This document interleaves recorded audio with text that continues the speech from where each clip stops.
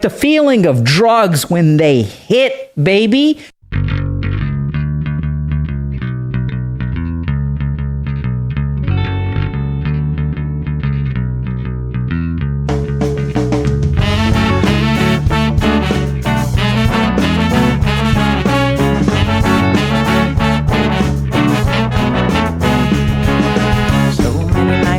In this world, obsessed with kindness and ethical blindness. So please excuse my sarcastic tone. I'm a bit underwhelmed by the sample shown.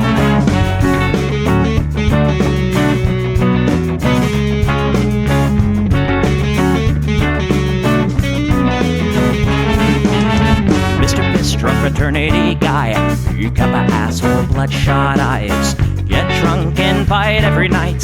Idolize Bradley, belittle women's rights. Homophobic, racist, and don't give a fucking hey. Do you think you can drive a bigger truck? So wear your baseball cap to decide to let everyone know that you're a nice guy. So cool, we're so impressed. Lots of chicks in a barrel chest. Cause you're a real man. Punch for punch, gonna piss in your face while you're passed out drunk. I'm a nice guy, you're a nice guy. He's a nice guy, but all of you are assholes. I'm a nice guy, you're a nice guy. She's a nice guy, but all of you are assholes. Nice guys rule the planets. Oh, I just can't understand it. But could divine by deception and lies. Social Darwinism and an overdose of pride. Fuck off, jerk off. I don't wanna hear it. Fuck off, jerk off. Read into the lyrics, cause everybody gets their just desserts. As long as you remember that nice guys finished first.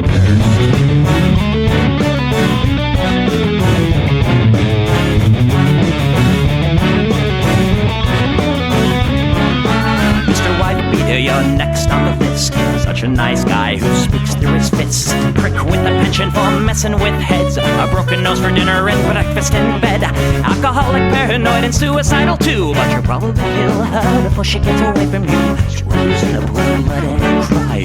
All your friends say that you're a nice guy. Have a drink, this one's on me. Look, you're doing fine, losing to your disease. Comatose, I'll pack your bags. Bury you like castrated cat.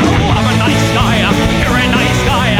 We're all nice guys, but all of you are assholes. He's a nice guy, she's a nice guy. Hey, Tom Bone's a nice guy. All of you are assholes. Nice guys rule the planet. The public demented. Put a body by deception and lies. Social Darwinism and an overdose of pride. Fuck off, jerk off. I don't wanna hear it. Fuck off, jerk off. Read into the lyrics. So let the blood you spill quench your thirst. As long as you remember that nice guys finish first.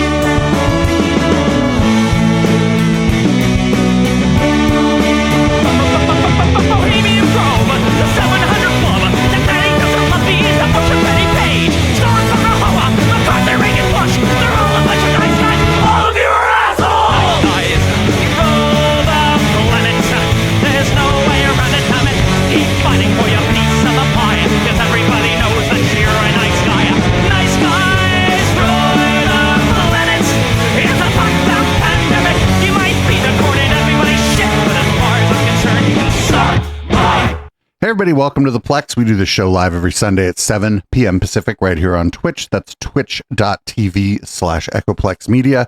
Also simulcasting to a couple other places that don't really matter and just serve as a funnel to try to get people over here. If you're listening on the podcast, check out the live show sometimes. We're live, Sunday, Tuesday, Thursday, Friday, and some Saturdays.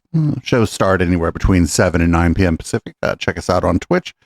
Again, twitch.tv/Echoplex Media. If you want to support this project, you can do so at eplex.store or at patreon.com/Echoplex. If you sign up at the $5 or higher level, you get goodies like the entire show of this show, either audio or video, sent to your inbox the very next day instead of 2 days after or 3 days after.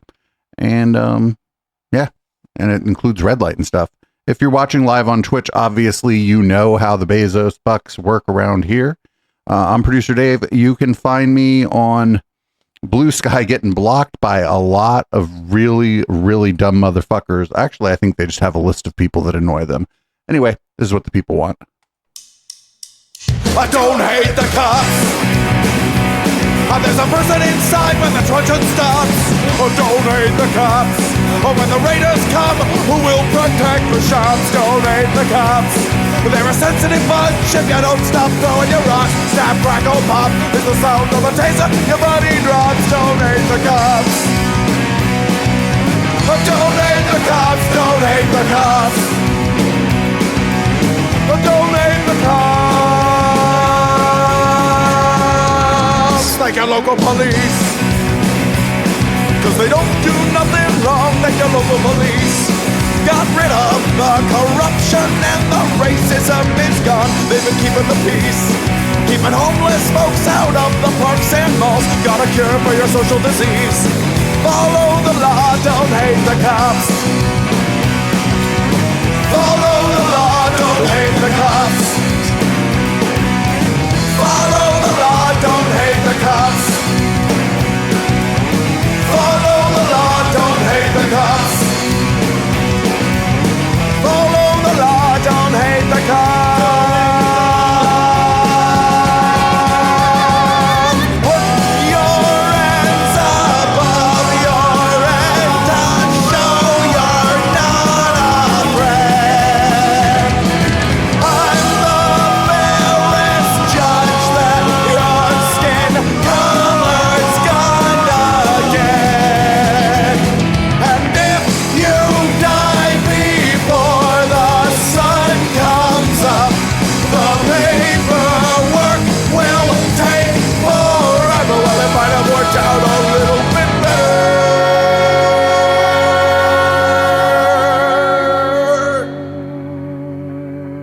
if you didn't hate the cops.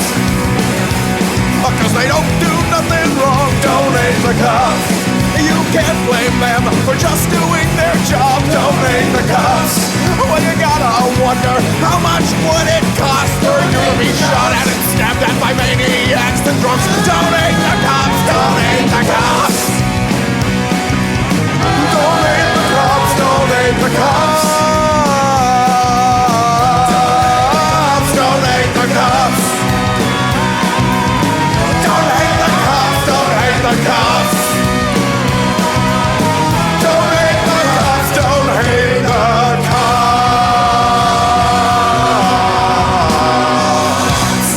All right, sometimes I get a story from you guys from the Discord, and I don't know where to put it, so I put it first. This is out of Portland. This is about a cat, like a store cat, but it's not like a bodega cat. It seems to be like a whole ass CVS cat, and people seem to be concerned about it for some reason. I don't know. I haven't looked at the story. Let's see what's going on.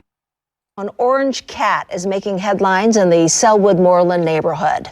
Nutmeg is the cat that some people are calling the unofficial mayor of Selwood. He mainly hangs out at a Southeast Portland CVS, but some people aren't pleased with his presence.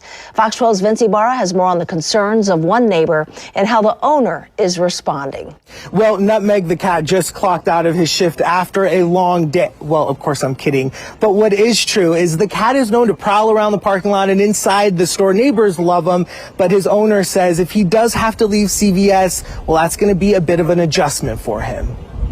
Some residents say there's an employee that's been lounging around on the job at the CVS on Southeast 17th Avenue and Tacoma Street, but it turns out he's just taking a cat nap. His name is Nutmeg, and well, he's more of an honorary employee. At least that's how the staff felt when they made him this work vest. Nutmeg, who is an outdoor cat, was adopted and moved to the neighborhood about 1.5 years ago. Pretty quickly, his owners say they would receive calls that he was constantly hanging out in the CVS parking lot. And then one day we stopped getting the calls, and then we found out it's because he learned how to get in. And since then, he's just been inside. And while most people at the store seem to enjoy his visits and his positive attitude, Nutmeg has faced some backlash. Neighbors say a customer of the CVS made a complaint online about keeping the feline out of the store for sanitary purposes. His owner, Gabby Moore, says she never met the person who complained, but she understands the concern. I think everybody has, their boundaries and their opinions. So Fox 12 reached out to CVS. They sent over a statement that says, "We love Nutmeg too, but as a pharmacy and food retailer, we must maintain an animal-free environment to protect the health and safety of everyone we serve. Service animals are always welcome, but pets are not permitted inside." This is in line with Oregon state law, which says that only service animals are allowed in food establishments. While his future as Employee of the Month is uncertain, Moore is just happy to know Nutmeg's outgoing personality has been a hit with most of the neighbors. he loves attention. He's very cuddly. He'll go with anybody. He'll get into people's cars. He brings joy to us. And so seeing that he brings so much joy to everybody else is great. And he is very cuddly. I was able to meet him earlier this evening. Nutmeg turns 19 in September. His owner, Moore, says she just wants him to live a happy and comfortable life for the rest of his years. Reporting in Southeast Portland, I'm Vince Ibarra, Fox 12 Oregon.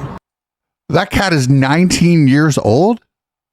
Did you see that? I would have guessed like young adult kitty. Did that cat fucking 19 years old? Dude. Yeah, you can't technically have the cat in like a pharmacy, and some people are allergic to cats. If that cat's 19 years old, if that cat was young, I'd be like, somebody gonna steal that cat, right? Somebody's gonna steal this kitty. But nah, it's 19. I don't think anybody wants to deal with the vet bills of an old cat. It looked like a Maine Coon too, so those vet bills are probably pretty high, as is the food bill. So everybody, I don't know if you know this, today was a proud day for America. We're not going to get too much into this, but I want to show you America. And by America, I mean an animal that was captured and is being tortured and put on display for your amusement.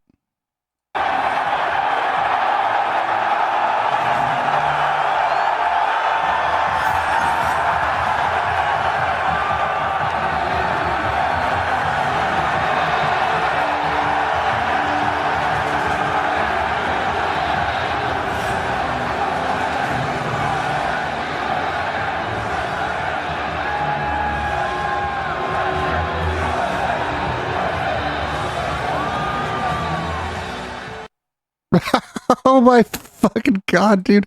Oh God. I bet if that bird knew, that bird would like go out and start pecking at people's eyes and shit, but that bird doesn't know what's up. It's not the bird's fault. It's not the bird's fault. There's a lot of fucking clips and videos from that today. We're not watching those. I decided not to go searching for those. We might take a look at some of it during red light if people really, really want to. But I don't want to. Also, I don't know if anybody knows this. The Knicks won the basketball World Series, whatever the fuck that's called. I'm not a sports guy, but the Knicks won. But they did lose a particular game, and I think it might have been this guy's fault. And bright stars through the perilous. Always boo this motherfucker.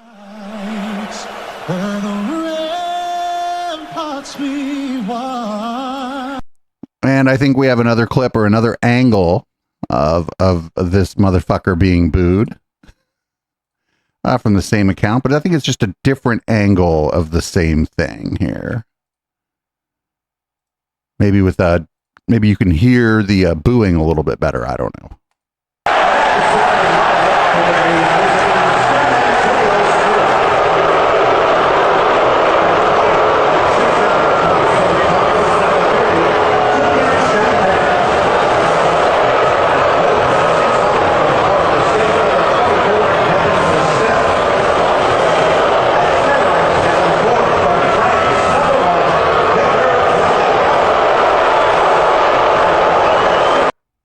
Hell yeah, always boo this motherfucker. Also, New York, I know that the Knicks said fucking they were not like the most winning team in NBA history. So if you're a fucking basketball fan out there and you're a Knicks fan, fuck yeah, your team won.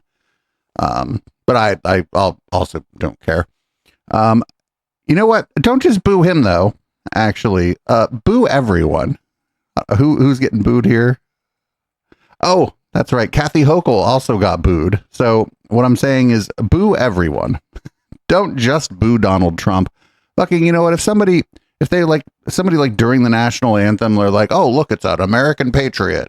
Here's an American patriot. Unless that motherfucker like got their arms blown off and like, unless they got sent like somewhere overseas and got their arms blown off for fucking fighting in a pointless war for some rich asshole's money, boo them. Always boo them. Last night, the Knicks, as I'm sure you know, the Knicks lost Game 3 of the NBA Finals. President Trump was in attendance. It didn't seem like the game united New Yorkers. Mr. Trump was booed. So it didn't offer unity, did it? It was more like offering division at the game. Listen, I've seen Kathy Hochul drop the puck at Rangers games and be booed mercilessly because everybody hates her. The fact is, sports have always been like this. People jeer, they cheer. It's nothing new. And frankly, from my vantage point, President Trump's a lifelong Knicks fan. All of us in New York are excited that the Knicks are on the path to win the NBA championship for the first time in 52 years. So I'm focused on the game. I could care less who attends. If the president wants to go, the governor, the mayor, who cares? The focus is on the game. If the President of the United States wants to go to the game, he goes. Wait, they didn't boo the mayor?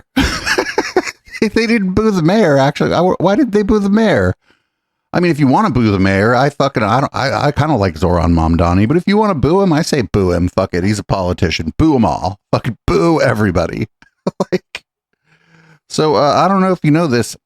This country was built by guys like Donald Trump, not by enslaved peoples, but by guys like Donald Trump. Here is a press conference that he had. He's always having a press conference. These people built the country, not the complainers. The complainers didn't build the country. These people built the country, whether it's fishermen or farmers or anything else. Me, guys like me. Told you. You know, I watch all these ingrates. They're always complaining. They didn't build anything. They couldn't build anything. Look at what's happened in Minnesota, Somalia. All these people came in from Somalia. They ripped off our system. Minnesota is still there, and dude, they fucking stood up to you. Actually, this guy. So there's a ceasefire, or maybe there's not a ceasefire, or there's a ceasefire, or there's no ceasefire, or there's a ceasefire, there's no ceasefire. I don't know, man. It's either a ceasefire or not a ceasefire. We're either going to nuke them, we're not going to nuke them. Who fucking knows? Like, is it unknowable? I think it might be unknowable. You said the administration had the authority to conduct this war in Iran, but it's been over 3 months. Thousands of troops are stationed in the area, and now the president is hinting at restarting military operations. So are senators, Republicans on the sidelines here? Well, I think that senators tend to be kept in the loop on what the administration is doing for the most part. I think sometimes you have to make decisions in real time that have national security implications, and so I don't expect we're going to hear every single move that's made by the administration, but I do think what we want to see is them succeed, and I think right now is a critical juncture in terms of the president's negotiations with the Iranians, and so I hope at least that our members are inclined to continue to support the administration's efforts to strike a deal there that is good not only for our country but for our allies in the region, and frankly for that matter for the whole world. A nuclear Iran is not something that is I don't think anything that anybody on this planet wants to have to deal with. So I hope that the steps the administration has taken, our war planners are taking, continue to make headway toward ensuring that Iran never has a nuclear capability, and that in the near term at least, as they plan around ensuring that doesn't happen, that we do everything we can to get the Strait of Hormuz open. So there's a deal, or there's not a deal, or maybe there's a deal, or maybe there's not a deal. Hold on, I got more clips. We're trying to figure this out here. We can figure this out together. Is there a deal? Is there not a deal? Might there be a deal? Is there possibly a deal? Might there not be a deal? Is there a deal? Is there going to be a deal tomorrow? Was there a deal yesterday? Might the deal happen next week? Is Jesus coming back? Who knows? You've heard the introduction, you've heard the riff, you've heard the reports. Tell me what you're thinking, Senator. Well, listen, I mean, I think we got to step back and say, why are we here? The president, I think, made a courageous decision. Why are we here? Because Iran was over there more or less minding their own fucking business, and the United States and Israel attacked them. Iran on a path to a nuclear weapon, and this is the biggest sponsor of state terror, the one that's killed the most Americans anywhere in the world over the last few decades. I think the president's objectives are clear. They're the right objectives. Iran can't have a nuclear weapon, can't have a path to a nuclear weapon. They have to give up that enriched uranium, and they have to open the strait. And there's two things that we don't know. Number one, he's negotiating, or they're negotiating with a set of people who they think can carry this forward. But the leadership in Iran is very fragmented. So I don't think we should look at one. You're fragmented because, again, they were over there minding their own business. Maybe they're jackasses. Maybe they're not great people, but they're fragmented. And I would say maybe in pieces because we blew them up. Presents the body of whatever leadership is gelling in Iran. The second thing we don't know is how far along they are in these peace negotiations, and whether there is an actual path to a deal. I assume there is. I think the president's probably closing in on what he thinks is a good deal. And so I'm like you. I think we should be very skeptical of any deal with the Iranians. But if the president gets a path to accomplishing the goals that he said, which is they give up the enriched uranium, they open up the strait, I think that's something that that would be very, very much in line with the president changing the course of history in the Middle East. In the end, if they don't do that, we always have the ability to escalate and go, as General Keane says, and eliminate the next round of targets in Iran. But that economic pressure is really hitting them, and there may be a deal here. And I think the president probably has the best sense of this, better than me or better than anybody at this point. Yes. So there's either a deal or not a deal, or maybe we're going to blow them to smithereens, or maybe we need to open the Strait of Hormuz. Maybe there's going to be some economic fucking sanctions. Maybe we're economically sanctioning ourselves in the process. Here's JD Vance.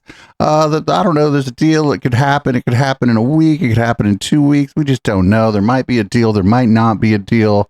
There might be a deal and there might not. You say very close. How soon? Could the deal happen before the midterm elections? Oh, absolutely. No, I think we're going to know a lot before the midterm elections. Look, I think that the deal could happen in the next week, but the deal could also happen months from now. Are the Iranians stringing President Trump along, in your view? No, I don't think so. Again, I think their system takes a long time to reach consensus. Because you blew up their leadership.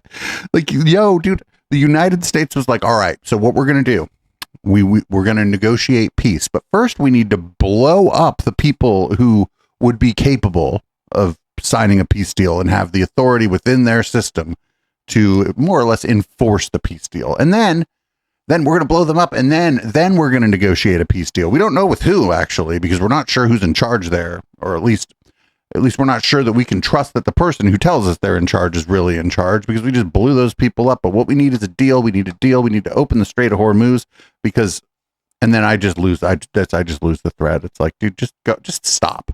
If the United States and Israel just stopped fucking bombing and attacking people in the region, whatever problem is happening right now just wouldn't be happening anymore. If we just like, all right, bye, and stopped, Strait of Hormuz would be open tomorrow. If we just left, it'd just be open. It'd be like, oh, you left? All right, cool. It'd be fine. We're the problem, as is always the case in that region of the world. It's always us that's the problem. And in some cases, it's Israel. But one of the reasons that Israel is the problem there, because us, because people aren't really willing to fight back that hard against Israel if they start going after them, because they're worried about us. So the problem is us. 6 degrees of the United States of America. So did you know that it hasn't been that long? Actually, this has been going on. I know it feels like it's just been forever. And I thought it was supposed to be over in a week or 2 weeks or whatever, but it actually hasn't been that long. And I don't know why you're complaining. Also, we're real close to a deal, or we're not. What do you say to the Americans out there? They're sick and tired of this war. They voted for President Trump because he promised to end wars, not start wars. He called himself the president of peace. What is your message to those people experiencing this war fatigue? Yeah, well, it's not been very long. We were in Iraq and Afghanistan for over 20 years under a couple of different presidents. So this is a very short-term conflict, and this is all about lasting peace. It's not a forever war. President Trump is trying to rid us of a terrorist regime that has been wreaking havoc on our own military, threatening to have a nuclear weapon, which they were just about close to having. Again, they were always bad. You go back all the way back to the fucking 90s. You get fucking videos of any number of American presidents, and for some reason, every fucking time there's one of Benjamin Netanyahu just seems to just permanently be in charge of Israel, saying that, oh, they're just 2 weeks away from getting a nuke, yet they never got one, never had one. A weapons grade nuclear weapon. This is a weapons grade nuclear weapon. Did you know that this would be a weapons grade nuclear weapon? I didn't know that. Fucking military grade military. We've been fighting for 47 years. They have no problem killing their own people in the streets, gouging out the eyes of women or anyone who stands up to the regime. It's time for them to go, and it's time to have peace and prosperity. So they're going to get a weapons grade nuclear weapon. So this is interesting too, because they act like as soon as you enrich uranium to the point that you could theoretically use it in a nuclear weapon, that wham, bam, thank you, ma'am, you got a nuclear weapon. But there's a lot of there's a lot of complicated mechanics, a lot of complicated chemistry that goes into building a nuclear weapon. It isn't just like you put a firecracker next to some fucking uranium, you can blow up a city, right? This is way more complicated. And they've been 2 weeks away from getting a nuclear weapon for a very long time, and I'm very skeptical now of that claim. Also, as an American, we're the only country that's ever used nuclear weapons in anger against another country, a civilian population. So maybe we should shut the fuck up about it, actually. That's just my opinion. Oh, did you know that we're done. We've accomplished all of our goals. We don't need the deal or not a deal, or we don't need to negotiate, or maybe we already did negotiate. We've accomplished anything, though. This is Secretary Kennedy about that. Senator Kennedy about that. Secretary Kennedy is a different wacko. I'll give you one person's opinion. Mm-hmm. We have accomplished in Iran what we set out to do. Why did we go in? Our intelligence, our spies said Iran is manufacturing in a massive amount conventional weapons, drones, missiles, launchers, so they can turn to Israel and America and say, we're about to restart our weapons program, nuclear warhead program. Wait, but I thought the whole time they had it. Wait, this whole time they were supposed to have had it, though. Everyone's lying. If you bomb us again, as you did last June, you can do it, but we'll destroy the Middle East. And by the way, our missiles can reach Berlin and Paris and London. I don't think they had any beef with Germany, France, and the UK, though, at this point. Allow that to happen. He went in, he stopped that. Can the missiles reach Greenland? That's the fucking real question. Can it reach Greenland? Because, I don't know. I'm sorry, I don't believe any of this at all anymore. I'm never going to believe the government ever when they tell us that the United States military needs to be deployed somewhere to stop somebody from getting some kind of fucking weapon. Like, I just don't believe them. Oh, did you know that? I don't know if you know this. I don't know if this is true. I haven't seen this reported anywhere. Trump claims that we've been stealing Iran's oil while we're doing this too, which it sounds like something that would be going on. I don't know. Inflation to come down between now. Oh, when the war is over? Yes.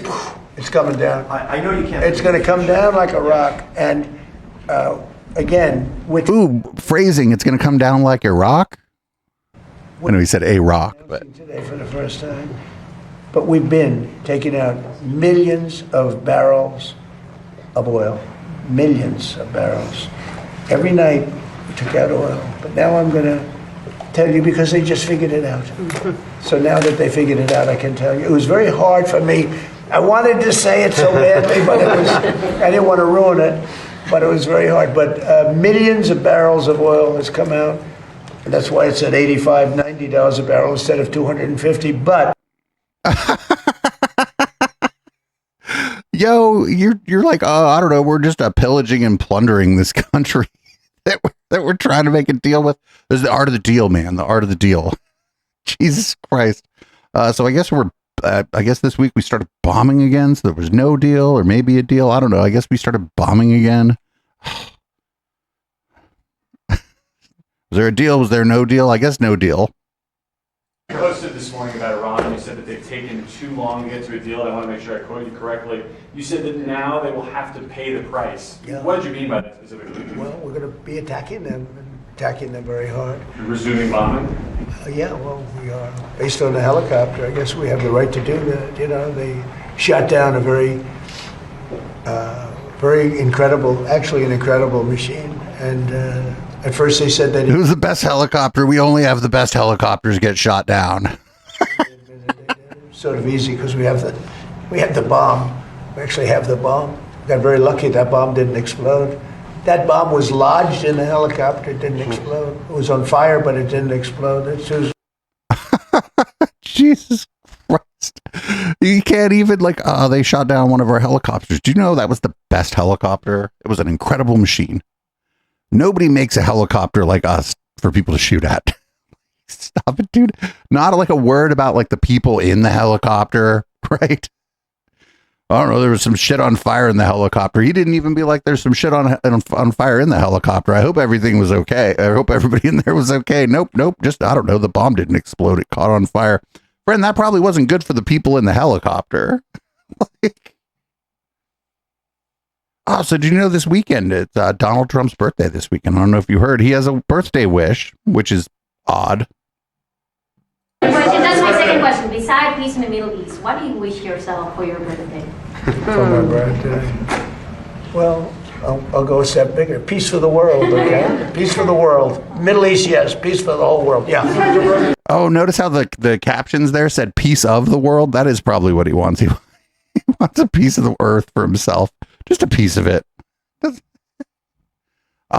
fucking good job to the AI generated fucking closed captions there. So I don't know if you fucking even Jesse Waters at this point, of all people, Jesse Waters is like, well, I don't know what's going on. Why does he keep saying that there's gonna be a deal and then there's God, this is great. I'm glad he's going to lose one of the dumbest people in the world. Puts even more pressure on him and gives us more leverage in those negotiations. Yeah, the president indicated that he does not want to resume major combat operations. He said if we did do that, you'd have the strait closed for another 2 to 3 to 4 months. And he doesn't want that. And he keeps saying we're very close. We're days away. And I don't know what that means. We've heard that for a very long time. Right. I mean, oil has gone down. It was closed at, I think, 89 today, but gas prices are very high. And there's a lot of people in the administration, I think, that would like to see the job finish. And others think that, you know, we're pretty close. But what do we know? That has never stopped us. Yeah. Too bad they demonized Tesla, Jesse. we'll continue to watch. Too bad they demonized Tesla. That was Kennedy, I think. Homegirl, there are like a lot of other electric cars now available in this country, built by union labor that you could purchase. But yeah, Jesse Waters is even like, wait, I thought the war was over. Wait, where's the peace deal? Like, imagine Jesse Waters being like, wait, I think something weird's going on here. So up next, here's Donald Trump calling for elections to be federalized, it seems, which you would need a constitutional amendment to do this, but let's see what he has to say here. This is probably about Spencer Pratt, I'm guessing. 15 states are you talking about? I want to see elections be honest, and if a state can't run an election, I think the people behind me should do something about it. Because, you know, if you think about it, a state is an agent for the federal government in elections. I don't know why the federal government doesn't do them anyway. But when you see some of these states about how horribly they run their elections, what a disgrace it is, I think the federal government, when you see crooked elections, and we had plenty of them, and by the way, we had them last time, but go to 2020 and look at the facts that are coming out. Rigged, crooked elections. If we have areas, take a look at Detroit. Take a look at Pennsylvania. Take a look at Philadelphia. You go take a look at Atlanta. Look at some of the places that horrible corruption on elections. And the federal government should not allow that. The federal government should get involved. These are agents of the federal government to count the votes. If they can't count the votes legally and honestly, then somebody else should take over. But the Constitution says it should be states that administer elections, Mr. President. One of the reporters is like, the Constitution says that the states hold the elections.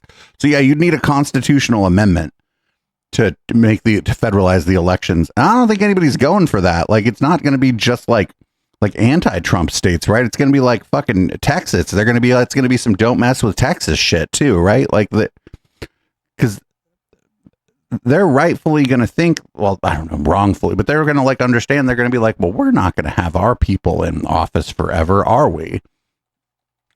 I don't know. The states do a fine job. I think what people don't understand about the election here in California is just the sheer size of the metro areas here. Not just the population, but you think of like the sprawl of LA County and then Orange County right next to it, which is basically one giant megalopolis. Think of the infrastructure and like getting all the votes to one place and then counting them. There's a lot of fucking people there and it takes longer, and it's all like on video live stream. You can watch all of it. Pretty transparent. They do a pretty good job actually.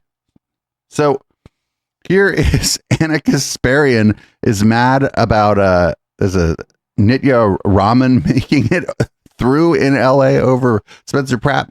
Man, fucking this lady Anna Kasparian lately, her only good take is on Israel these days. Any other take that Anna Kasparian has is a bad fucking take. So here's her talking about the LA mayoral election. So the Los Angeles mayoral candidate, who you might be familiar with, Spencer Pratt, former reality star, he's the most right wing of the leading candidates. The others include incumbent mayoral candidate Karen Bass, who has been disastrous. And then the other challenger is Nithya Raman, a current city council member who is even more disastrous than Karen Bass. Yeah, I said it. I live in her district. I'm not interested in hearing anyone from Brooklyn tell me she's amazing. She's not amazing. Okay. Under her leadership, the same corner in my neighborhood has seen endless drug overdose deaths. This woman lives in a freaking ivory tower, giant mansion in Hollywood with. Oh, what do you live in a 1-bedroom apartment, Anna?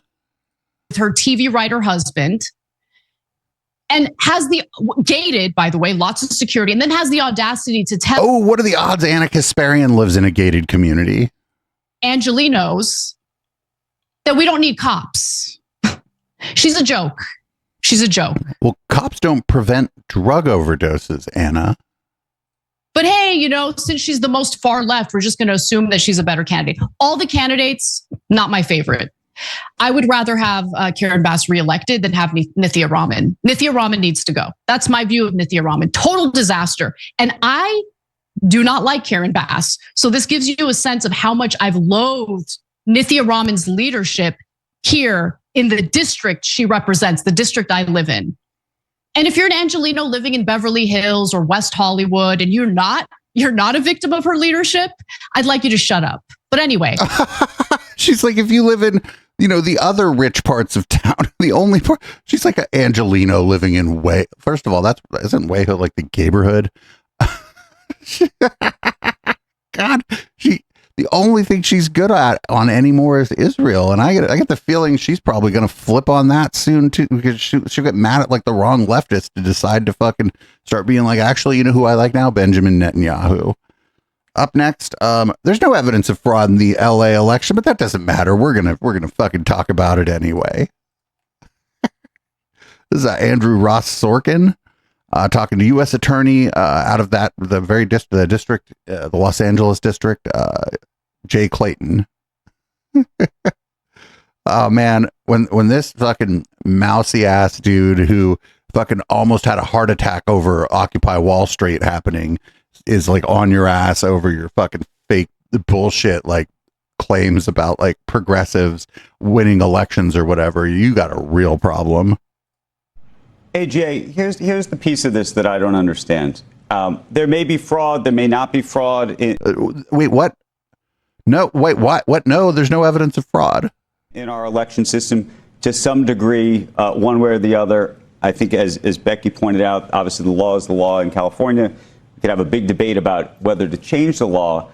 But do you think that it helps, given where you sit in the world, to speculate about fraud or potential fraud without any direct evidence of said fraud? Because typically, if you were to bring a case, Andrew, you historically wouldn't want to speculate about the case. I am not speculating about fraud. I'm not saying there is fraud, okay? I am saying that the opportunity for fraud makes no sense to me when we can run a much better system.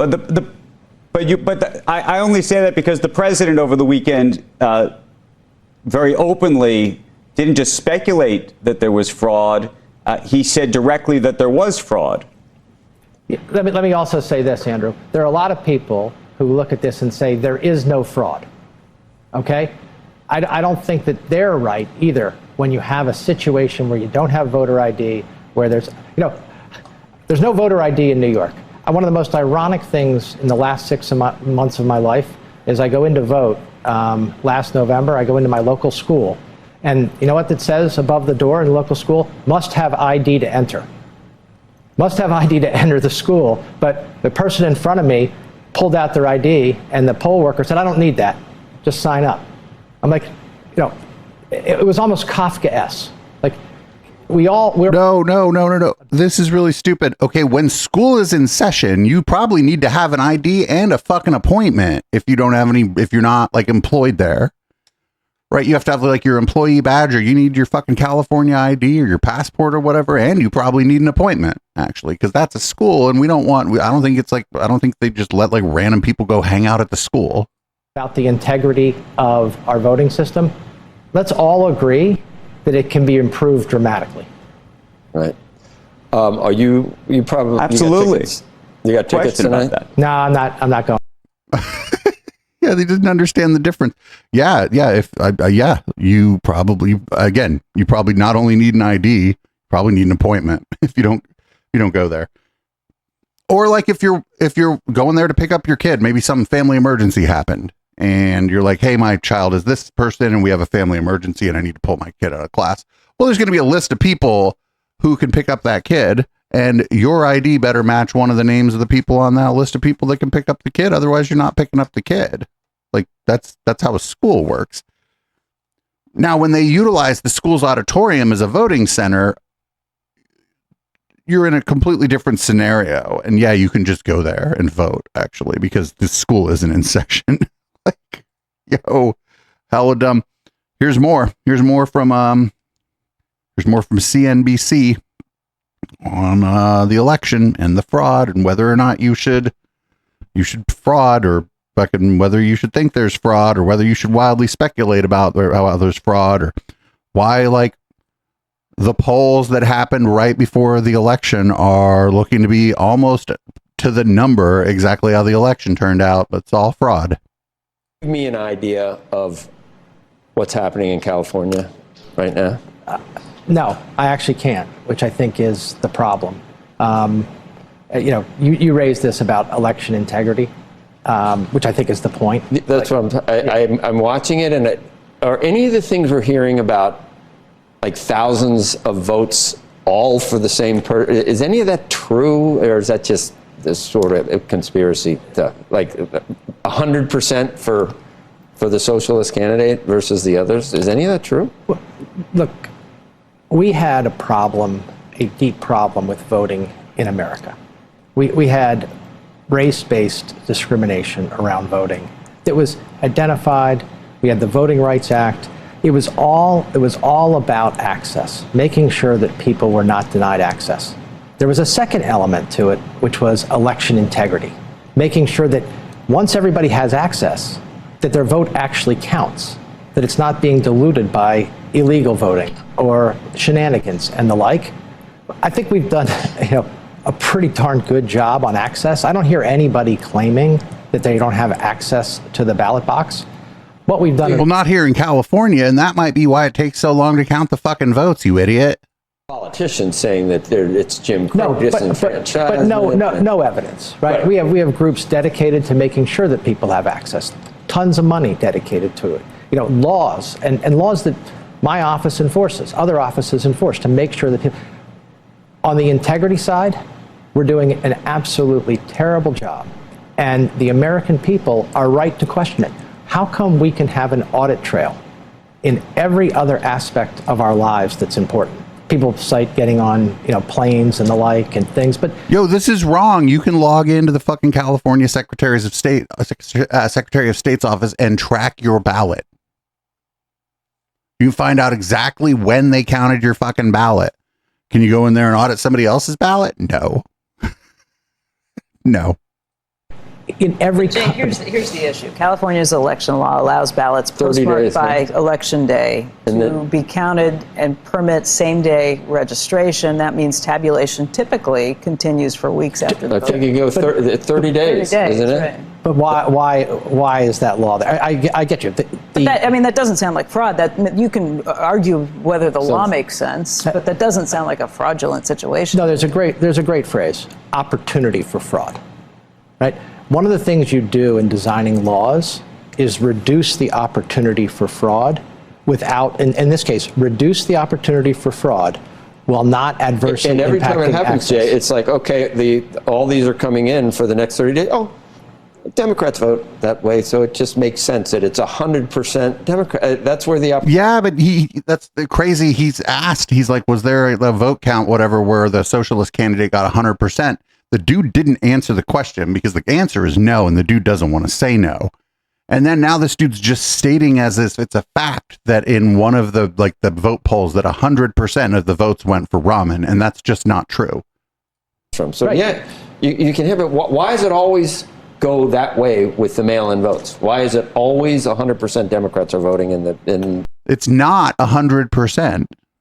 The mail-in. Or why can't you count them like they do in other jurisdictions on the same day as election day, or within a very reasonable Well, if you time? mail them in on election day, they're not going to be there on election day. Well, I got stuff returned to me that I sent out for Christmas by 2 months later that was coming back in. Why we wait until election day for mail-in ballots? I don't really. But those are questions with the law, and it doesn't suggest that there's necessarily fraud here. You can have cause for an investigation, but with the governor's office, the vote totals that come in suggest Becky, I completely agree with you. It's what it does. I'm not saying there's not fraud. I'm just saying there's not necessarily fraud there, and that's what it is it makes the opportunity for fraud so much greater when that is not necessary. It is not. No. Okay, so he's talking about same-day registration. First of all, you even if you register the same day, you're casting a provisional ballot, and that takes a while too, right? In fact, I think your provisional ballot is scrutinized a provisional ballot is scrutinized in a different way or a more intense way than like my ballot that I mail in from my address that they've already had on file and verified through various fucking surveillance state methods to find out that I'm the one who lives there, or I don't know how they fucking figure it out, but they certainly verify your identity.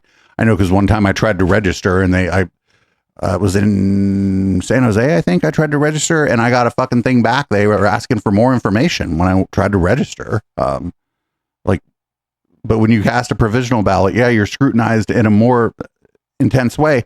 If this guy thinks that like your mail-in ballot should have to be at the election center or in the drop box on election day, not just postmarked by that, then he should say that, right? But that's not how it works here in California. I don't drop my shit in the mail, but that's because I live in a city and like within a 5-minute walk, not a 5-minute bike ride, a 5-minute walk of where I live are 2 drop boxes. So just while I was out and about, I dropped off my fucking ballot at one of the drop boxes. There were other people there. They're very nice people. I said hello. They said hello to me. Everybody there was clearly doing voter fraud, though. That's why we were all there at the same time. It wasn't just coincidence. It was a fraud meeting. It was a fucking voter fraud meeting. Increasing access, it must be postmarked by the date. The thing is, there are so many legal documents that we use the postmark on. Like, this guy's an attorney. This guy's like the U.S. attorney for the district, the California district that includes Los Angeles. He should know that postmark is like I'm telling you, there are ways in which legal documentation requires postmarks by certain dates. If it's good enough for fucking court documents, it's good enough for you to vote. There are companies where if you pay your bill by a paper check, if it is postmarked by the date that your bill is due, they don't ding you for a late payment. And those people, they want to ding you for the late payment. They trust the postmark. These people are idiots. Here's Steve Scalise being questioned at a press conference about whether or not specifically the LA election was rigged, right? Because they like the outcome for governor, right? They like that their guy got through. Their guy's going to get clobbered by an empty suit and a fucking general. But they like that their guy went through. And it's interesting, too, because I think I might even have it on here. Yeah, Steve Hilton came out and said, nah, it just takes a while, but the election's fine. So here's Steve Scalise, and I think it's just maybe staffer or something that we see here, going to say that we don't have any evidence that it's fraudulent, but I don't like California, and there's a lot of black and brown people there, so it's fraudulent. The president keeps saying that the California election was rigged. What evidence have you seen to show that there has been widespread fraud that has caused this election to be stolen towards the president? Well, if you look over the years, what our concerns have been is on this wide scale where they mail ballots to everybody and then they have vote harvesting in California. And in other states do this too, not many, but in states that do, I think where you really have... When he says vote harvesting, he means like if I happen to see my neighbor and I'm like, hey, I'm on my way to vote. Do you have your ballot? And then my neighbor's like, oh, I do. And then I'm like, I could drop it off at the drop box for you. Is it signed and everything? They're like, yeah. And I'm like, cool, I'll drop it off for you. And if they trust me to drop it off, what the fuck's the fucking difference? What's the difference between that and them putting it in the fucking mailbox? A lot of voter anger, and you're seeing it in Los Angeles right now, even in their mayor's race, where you had wide changes after election night in the results of an election. But it wasn't that wide a change. Homegirl Rahman was in third place, not that far behind Spencer Pratt. Like after the first big set of results came in. This isn't a huge change. And for days and weeks later, they just keep finding ballots until the election. They're not finding them, dude. The people are sending them to them. What do you mean finding them? No, they get the fucking, those are all mail-in ballots that are arriving like through the mail. They're not finding them. It's not like a fucking Easter egg hunt. Look, whether you can prove fraud or not, it does undermine voter integrity in the vote, and whether they keep going through with that process. Most states have their elections resolved on election night. You look at evidence of those ballots that are being counted were illegal in I think it's raised a lot of skepticism among voters when they see these. But no, skepticism is show me the money. Skepticism isn't like this is a fraud because I say so. That's the opposite of skepticism. Changes days and weeks after the election, and you still can't get a result 2-3 weeks after an election happened. Why not have... That's not the case for most elections. Most elections, the state doesn't certify, but most elections are reasonably called by the major news outlets on the night of the election. On election day and have the results that night. Florida used to have problems years ago and they fixed their problems. And now you get the results by usually 9:30 at night in a large state like Florida. It obviously can be done if you choose to do it. And if you don't, it just undermines a lot of people's faith in those elections. Yes, ma'am. So you shouldn't have faith in the election either, right? You should have confidence that the election's being done as more or less on the up and up, fair and square. You shouldn't have to have faith in that, right? You should be able to be shown the process, understand the process. And if you don't like the process, you can lobby your representatives in your state to update the state law around elections. But here in California, I think people love that shit. I love that especially in this last election, God, that ballot was such fucking bullshit. First of all, the people on the governor fucking race part, I fucking hate all those people. Fuck all those people. I voted for Tony Thurmond just because he was the only one who seemed like he knew what the fuck was going on. It wasn't like a lying sack of shit. And also because it looked like Becerra was walking away with it. So I wasn't worried about Chad Bianco getting in with Steve Hilton. But I think what happened in the California election, honestly, is that a lot of people like me, and we didn't even have to necessarily be more progressive or like leftist people. I think like a lot of libs did not know which one of these fucking people they wanted to vote for governor, didn't want to vote for any of these people, kind of. And so when the main thing on the ballot isn't that exciting, even if you're like this, even if you're like me, like I always vote. I turned that shit in the day before the election. If I would have known who I was voting for, right?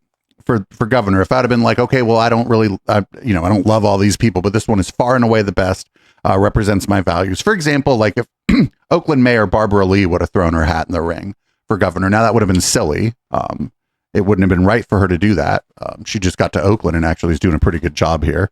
But if it would have been her, I would have let it been a no-brainer, and I'd have fucking filled that fucking thing out. Like I'd have sent that thing off like the day after I got it. But because like all of these fucking candidates sucked for the governor, people just weren't exactly enthusiastic and in a big hurry to fucking fill out their ballot. And so a lot of people waited. And it's not surprising, actually, that it was a lot of progressives, people like me who would have voted for a Rahman probably in the mayoral election in Los Angeles, right?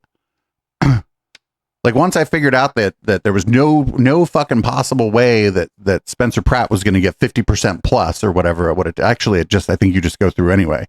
Yeah, I wouldn't have voted for Karen Bass, but also because of the governor's race, I'd have dropped that shit off like fucking the day of the election, right? Because again, nobody in California was too excited about their choices except for the people voting for Spencer Pratt.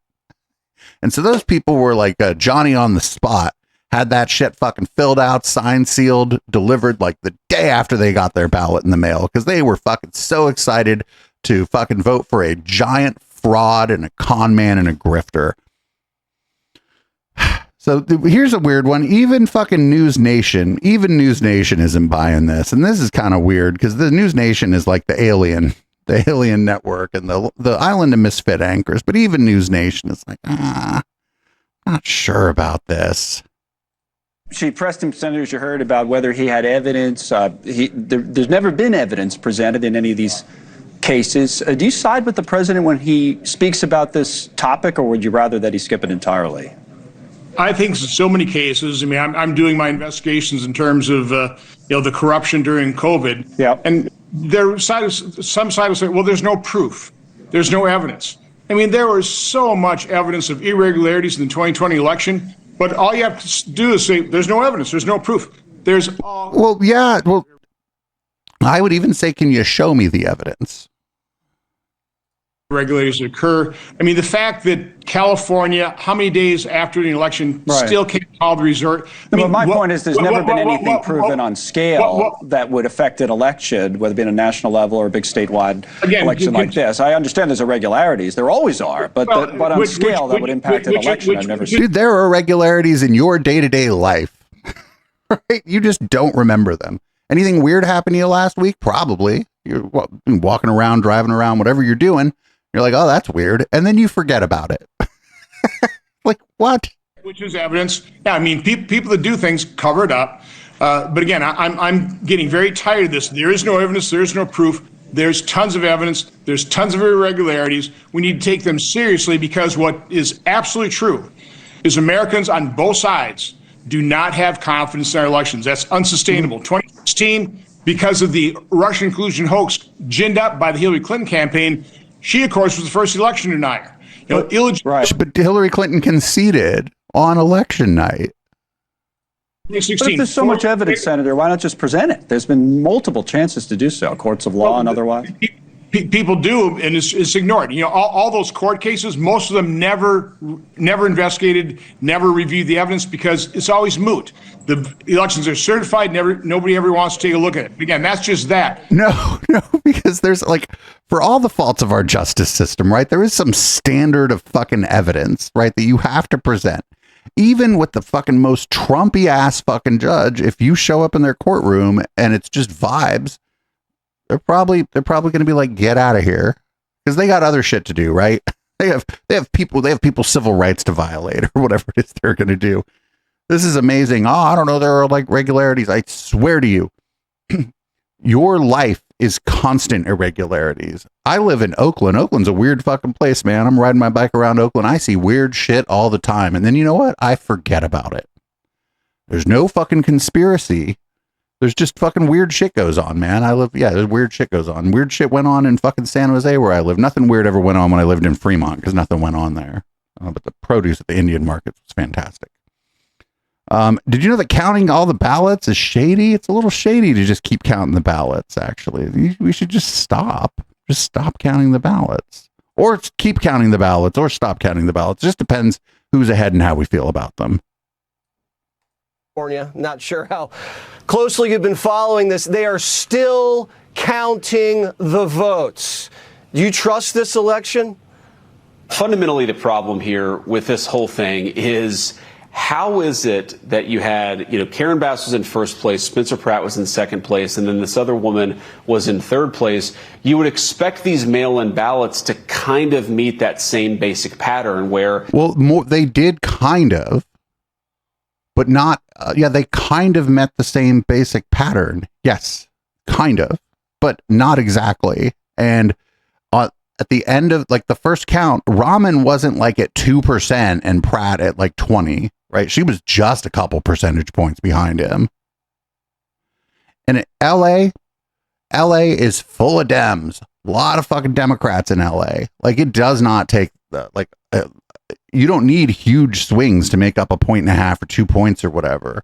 You need 3 points, essentially 2.5 points, over and over and over again. It's just kept catching up just by a little bit. And then she had more votes than him. And that's I don't know, man, is why you count all the votes. Number one would get the most votes, number two would get the second most votes, and so on. But somehow we find ourselves in a situation where, number one, they're still receiving ballots, not just counting ballots, Jesse, they're still receiving ballots. And number two, the way that they're coming in just so happens to work out such that the Republican is getting kicked out of the final two, so it's a Democrat versus Democrat runoff. That seems pretty shady to me. Wait, why? On top of the fact that in California, you are prohibited from asking for somebody's identification before they vote. In California, their identity is determined and verified at the time of registration.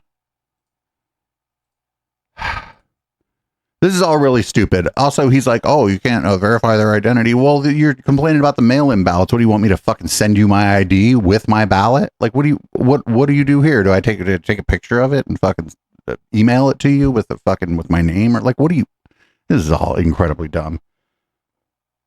In fact, it's all so diabolical that we can't, if we wanted the evidence, it's so diabolical that we couldn't even get it if we wanted it. So what's the point? It's all the work of the devil. Here's the Speaker of the House talking about diabolical elections and the ability to count. I'm not saying it's rigged. I'm saying it stinks to high heaven, and everybody knows that. Let's remove the appearance of impropriety. Let's have what a concept. Let's have votes on an election the day of the election. That's what many states are able to do. I think California is playing around with this. But what evidence is there to prove that there was rigged? Look, some of these efforts are so diabolical and so far upstream it is impossible to prove. But I think everybody knows instinctively something is wrong here. And that's a concern. We need people to believe in the integrity of our election system. Remember when these people were all Ben Shapiro fans and they were like, facts don't care about your feelings? Well, this is all feels over reals, baby. I just don't think these people understand Los Angeles. I know a lot of people here have been, but I remember the last time I flew into LA, it was at night, and just as you fly in, I think I flew into Burbank, but as you fly into the airport and there's just this sprawl, you the Bay Area is big, but it ain't like LA. I don't think people really understand. It's not just the number of people there. It's the fucking sprawl. It just goes forever. And it almost doesn't stop. It just goes into the next county and you still have, dense suburbs and shit. Southern California is a fucking thing. And if you're doing mail-in ballots and you have all these fucking single family homes just as far as the fucking eye could see, or as far as a telescope to see, it's probably going to take a while to count all those fucking votes.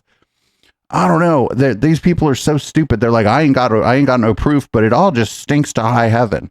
I don't know what they wanted to see happen either. Did they want Pratt to make it through so that he could get absolutely clobbered by like one of the like most ineffective mayors that Los Angeles has ever known? Was that what they wanted? Because I think Spencer Pratt wanted exactly this.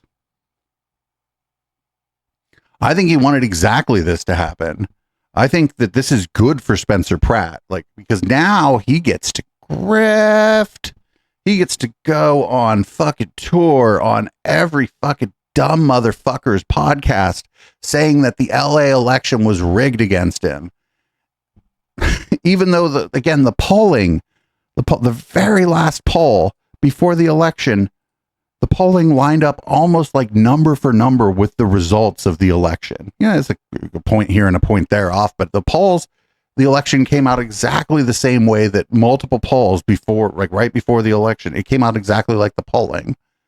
I don't think they do as much exit polling because people vote by mail, but yeah, the election came out just like the polling. I don't understand why these people are so freaked out.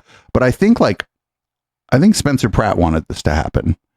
I know he knew he wasn't going to win, and I don't think it would have been in his interest to, like, for the project or whatever he's trying to do, to get into the general and then get absolutely clobbered by somebody who people don't even really like. So this is the best outcome possible for him. Now, here's a Republican who doesn't think the election in California was fraudulent. This is Steve Hilton, but I think he's just glad to have made it through, even though he didn't even go here. Steve, we're just getting these latest numbers, and the latest numbers show that you are in second, obviously number one, and number two advanced to November, just to remind anybody who isn't following this as closely. So President Trump has posted, Steve, quote, "Not possible for Spencer Pratt to have lost the LA runoffs after the big lead he had. Third world nation. What big lead? Now they'll be working on great guy Steve Hilton." So he's saying there's a conspiracy to rig the vote against you right now. What do you say to that? Well, I think the most important point, Aaron, is that we're feeling as confident as we ever have been that I'm going to make the top two. Tom Steyer is just not getting the numbers he needs to catch up with us, and there's a diminishing amount of vote out there for him to make up that ground. And that's the really important point. It means that in November, Californians will be able to choose change from 16 years that have given us these. Dude, this guy's going to get fucking blown the fuck out by an empty suit, by like three Chevron lobbyist children in a suit. Highest cost of living in the country, all those things we've talked about many times. That's the substantive point that matters here, that in November, there'll be a real choice. Do we want more of the same with Javier Becerra, more of the same cost and incompetence and corruption, or do we want to go in a new direction to lower costs, lower taxes, and put California back on track? So I don't know if you saw this because it just happened, but Congressman Kevin Kiley, he's an independent, but he was until very recently a Republican, as you know, California. He says that the pace of the counting is unacceptable. And I think a lot of very reasonable people agree with that. Come on, California, it's great independents and everybody get to vote in these primaries, but it shouldn't take so long to count. Okay, but then when it comes to these issues of, the president is out there saying that means there's fraud and a conspiracy. Congressman Kiley says no, that there's no evidence of fraud. I wanted to play for you what he just said, Steve. Mm-hmm. Is there any evidence you are aware of that there is any fraud in the counting of the election in California? No, I don't think that's particularly a helpful way to characterize it, because the slow counting of ballots, I think, is a problem. So I think California does need to get its act together, but that's not the way to characterize it. Yeah. There's no fraud that you're aware of? I haven't. No, I mean, I have heard, not at least in relation to counting the votes late. So I just, in terms of where you stand, are you worried that there's fraud right now, or are you just, frustrated that the count is slow, but that you believe the process is fair? Yeah, so look, there's so many things wrong with the system. I've been saying all along that we take it very seriously because we don't want to let people down, and we've been very vigilant on it. We're keeping an eye on it. We've got teams standing by, lawyers standing by, and actually it's the same answer that actually I've been giving for a few days now. We've seen nothing that would give us cause to intervene in that way. But more importantly than that, Bill Asaley, the U.S. attorney, who's actually got the full weight, we're just a campaign, he's got the full weight of the Justice Department, and he's there and he's taking a look at it. And I trust that if there is anything that needs to be investigated, that he will make sure it happens. But I think the real point is that this whole system needs to be improved. At the end of last week, I actually offered Gavin Newsom a suggestion for how we could speed things up, because one of the reasons it's so slow is that it's done county by county. There just aren't enough people in the offices doing the counting. One reason for that is because you've got a lot of complexity, because there's a lot of signature verification. One way around that, we can actually vote for in November in California, voter ID. That would remove the need for all the signature verification. That would really speed things up. So there's a lot of sensible things we could do to avoid this kind of... I wonder what this guy thinks is happening during the signature verification.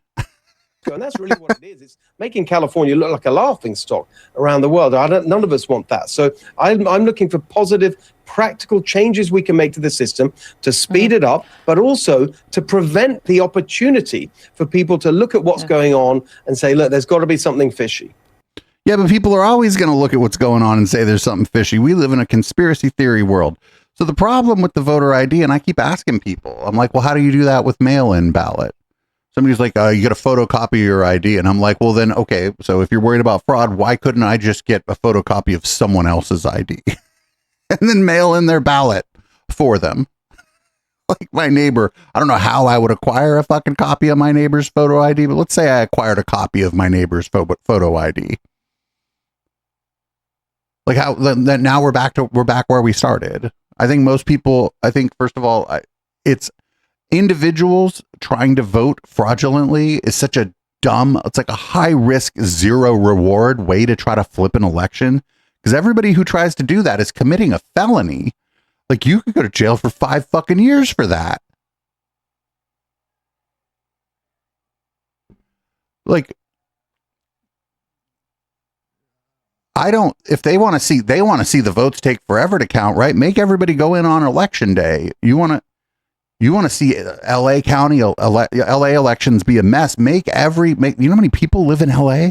Make them all go on voting day. There'll be fucking people in line till 4 a.m. There'll be people in line for 12 fucking hours, 13 hours waiting to go in and vote. You can't do that. Like, this is all really stupid. There's no evidence of in-person voter fraud.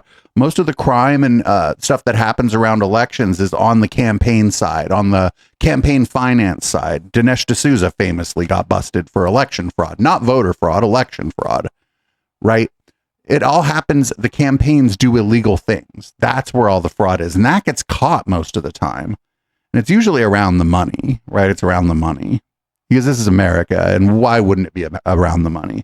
So we're done with the LA election. I don't know, I hope Karen Bass loses. But real quick, also, if Karen Bass and the Democratic establishment was rigging the election, why would they rig it in such a way that Karen Bass is facing someone in the general who has a chance of beating her? That's like my question. Like Spencer Pratt had no chance of beating Karen Bass in a place where there's only like 15% of the people are Republicans. So we're going to move on.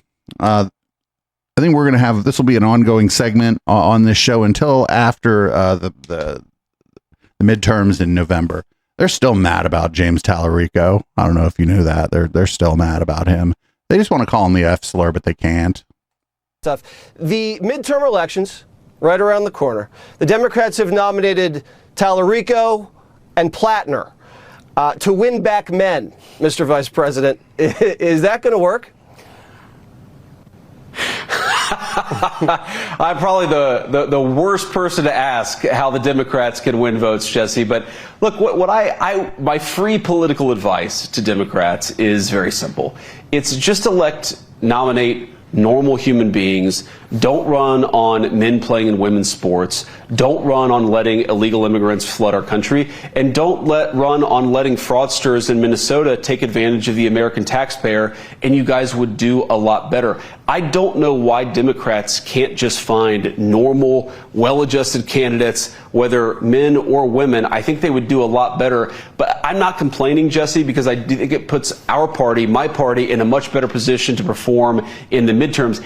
As you know, Jesse, Lindsay, midterms are always very tough for the party in power. If you go back historically, even when the country's been doing very well, midterms are pretty bad for the country, or for the party that's in power. Yeah, but right now the country isn't doing very well. And I don't like this idea of normal or whatever, because I think like weird is good. Weird is where like art and culture comes from. Weird is where like science and technology generally come from. But it is a little bit odd watching JD Vance, of all people, start being like, oh, they're running a bunch of weirdos. JD Vance is a fucking weirdo, dude. And he's not like the good kind of weirdo either. He's not the arts and culture kind of weirdo.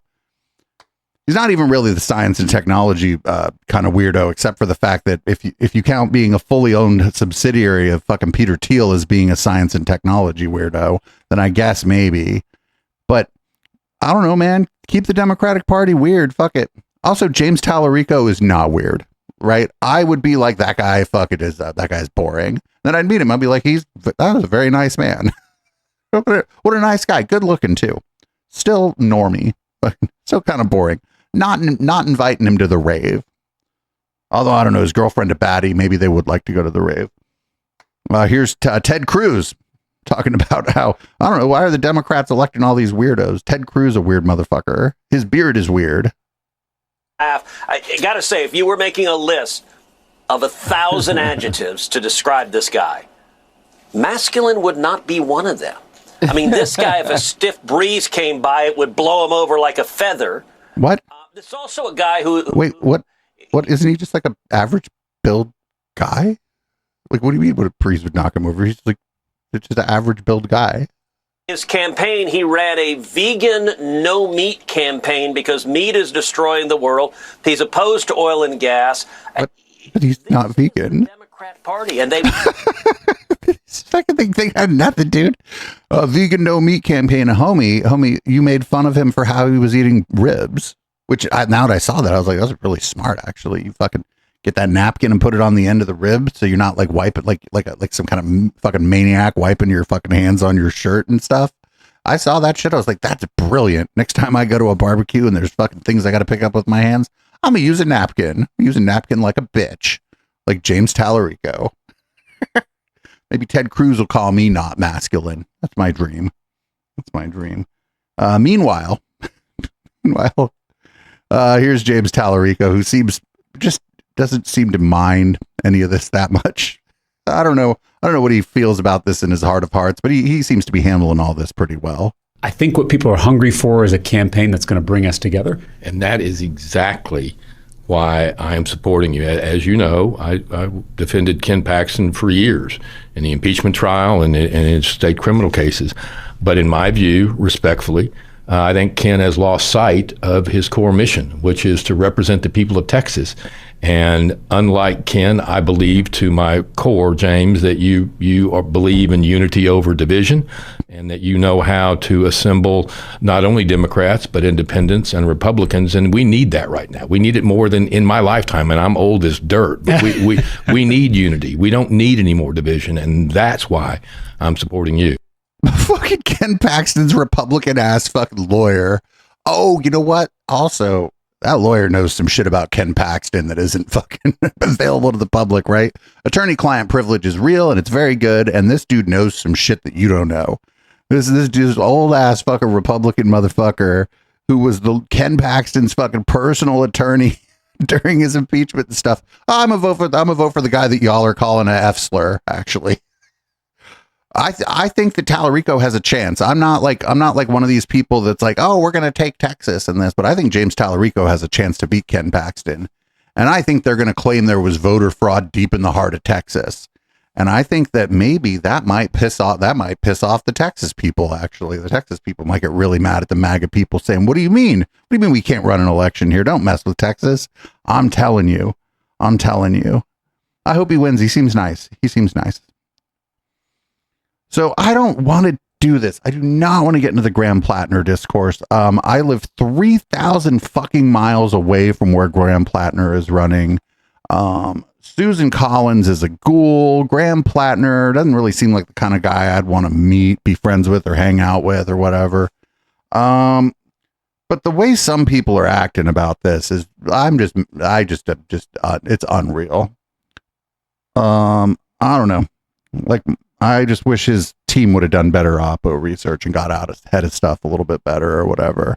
I don't know. The dude kind of looks like a walrus, and I don't particularly like him, but I think he has a chance to beat Susan Collins, and I think he'll vote with the progressives in the Senate. And I think for me sitting 3,000 miles away from him here in Oakland, that sounds fine with me. Asked this question by Chris Hayes about the issue of, is there more out there? What else could be out there that might be revealed during the campaign? And you deflected, said, among other things, this is between you and your wife. It was understandable to a limit because for Maine voters in a general election, the question is, what is out there? What is not in your possession that you sent to others who may have in their possession? How many concerning pictures and or text messages are in the possession of other people that could be used against you? And I'd like to know if there are pictures. But he was just like text flirting, cheating on it. He was like a text cheater or whatever. I don't know, man. Fucking bad. Like, the thing is, like, and I don't think he said this. He should just be like, listen, man, 30 to 40% of people by most estimates cheat on their spouses in one way or another. I am not some kind of fucking anomaly, but I don't think he's going to say this. This guy's kind of also bad at this in a way. I think he just looks a certain way that like a bunch of fucking white dudes in Maine are going to be like, I don't know, maybe I'll vote for the Democrat. I will just say that the nature of Amy and I's relationship has been blown, I would say, totally out of proportion.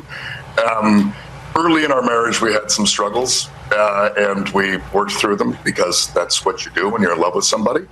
And it made our marriage much stronger, made us, frankly, a much happier and communicative couple. I was single for the majority of my adult life. I was in my 20s and 30s and I dated, and that's in the modern age. That's what happens. You date people and you use dating apps and you do all this stuff. And frankly, that all happened long before I got married and happened long before I decided to run for the United States Senate. I can just tell you, there is nothing out there that is going to will run counter to any of the stories that I've talked about openly this entire campaign. And I know everyone continues to be like, oh, what else is coming? Ironically, right. The whole what else is coming has essentially been the same thing the whole time, which is I've been very open about the fact that I struggled, very open about the fact I had a long litany of failed relationships for years because I myself was not in a good place. And then every now and again, we will have a media outlet or a politically motivated attack come up and try to drag it all up. But it's all very much within the exact same story that I've told this entire time. Okay, so you say there's nothing out there that could be concerning. And this may seem a little bit rich. There's nothing out there. I just want to make this clear. There's nothing out there that's actually concerning. People will make everything seem very concerning because that's what people do in politics. But, I think the thing about all of this is what I find to be kind of most curious is this is what everyone wants to make the campaign about. So we do not talk about the struggles of working Mainers. We do not talk about the fact that I know someone in my hometown here who works 3 jobs and pays over 60% of her monthly income in rent. I think that matters a lot more than the details of my relationship before I ran for United States Senate. That's just me. Okay, so then let me ask you this way. Can you just talk about the nature of the sexting in terms of, can you call for the release of the Epstein files? And can you those who have abused women and not be conflicted in any way? Yes, of course. I mean, I engaged in consensual romantic activities with adults at an earlier part in my life. That seems like a fairly normal thing most people do. Going to an island with billionaires to possibly assault children is a vastly, vastly different thing. It's so stupid. Yeah, I don't know. You could have any kind of shit on your fucking history, any kind of shit on your history, and still think the Epstein files should be like released, right?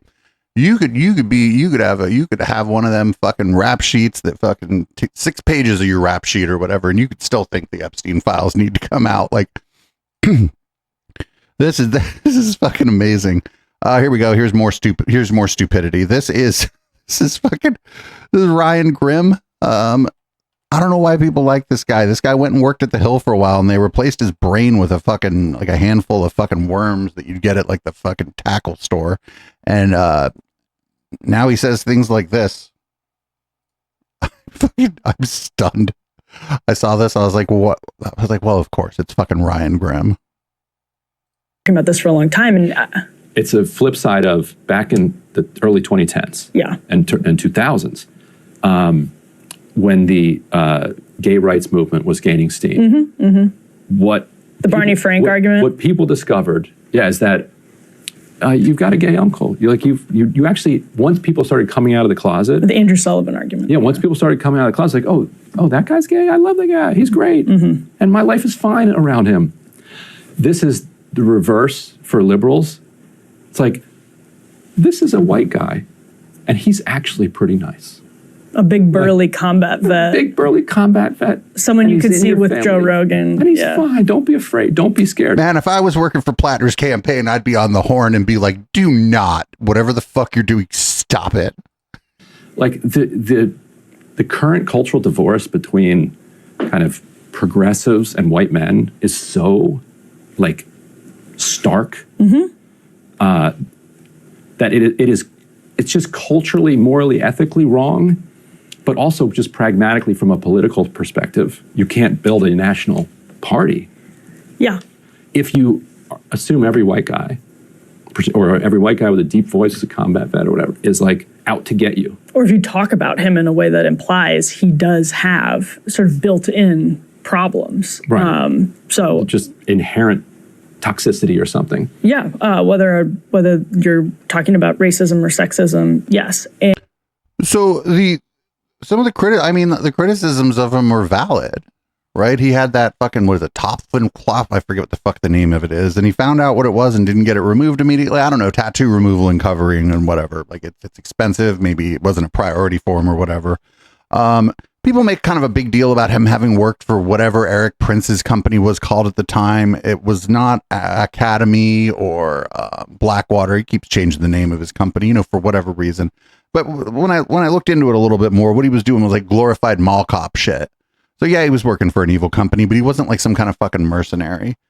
But like, also like, these people, on one hand, like if you go on Twitter and they talk about like progressives and leftists, and you see all these people like raging basically about progressives and leftists, on one hand, they'll be like, oh, it's all white people. You were all white people, and the DSA is all white people and all this. Then on the other hand, it's like, oh, you got Ryan Grimm over here going, well, the progressive movement is demonizing white men. And it's like, well, which the fuck one is it? Like, I don't know. This is all really dumb. And I think that the focus on getting white men, probably like white Gen Z men, to vote for Democrats is stupid because they already do.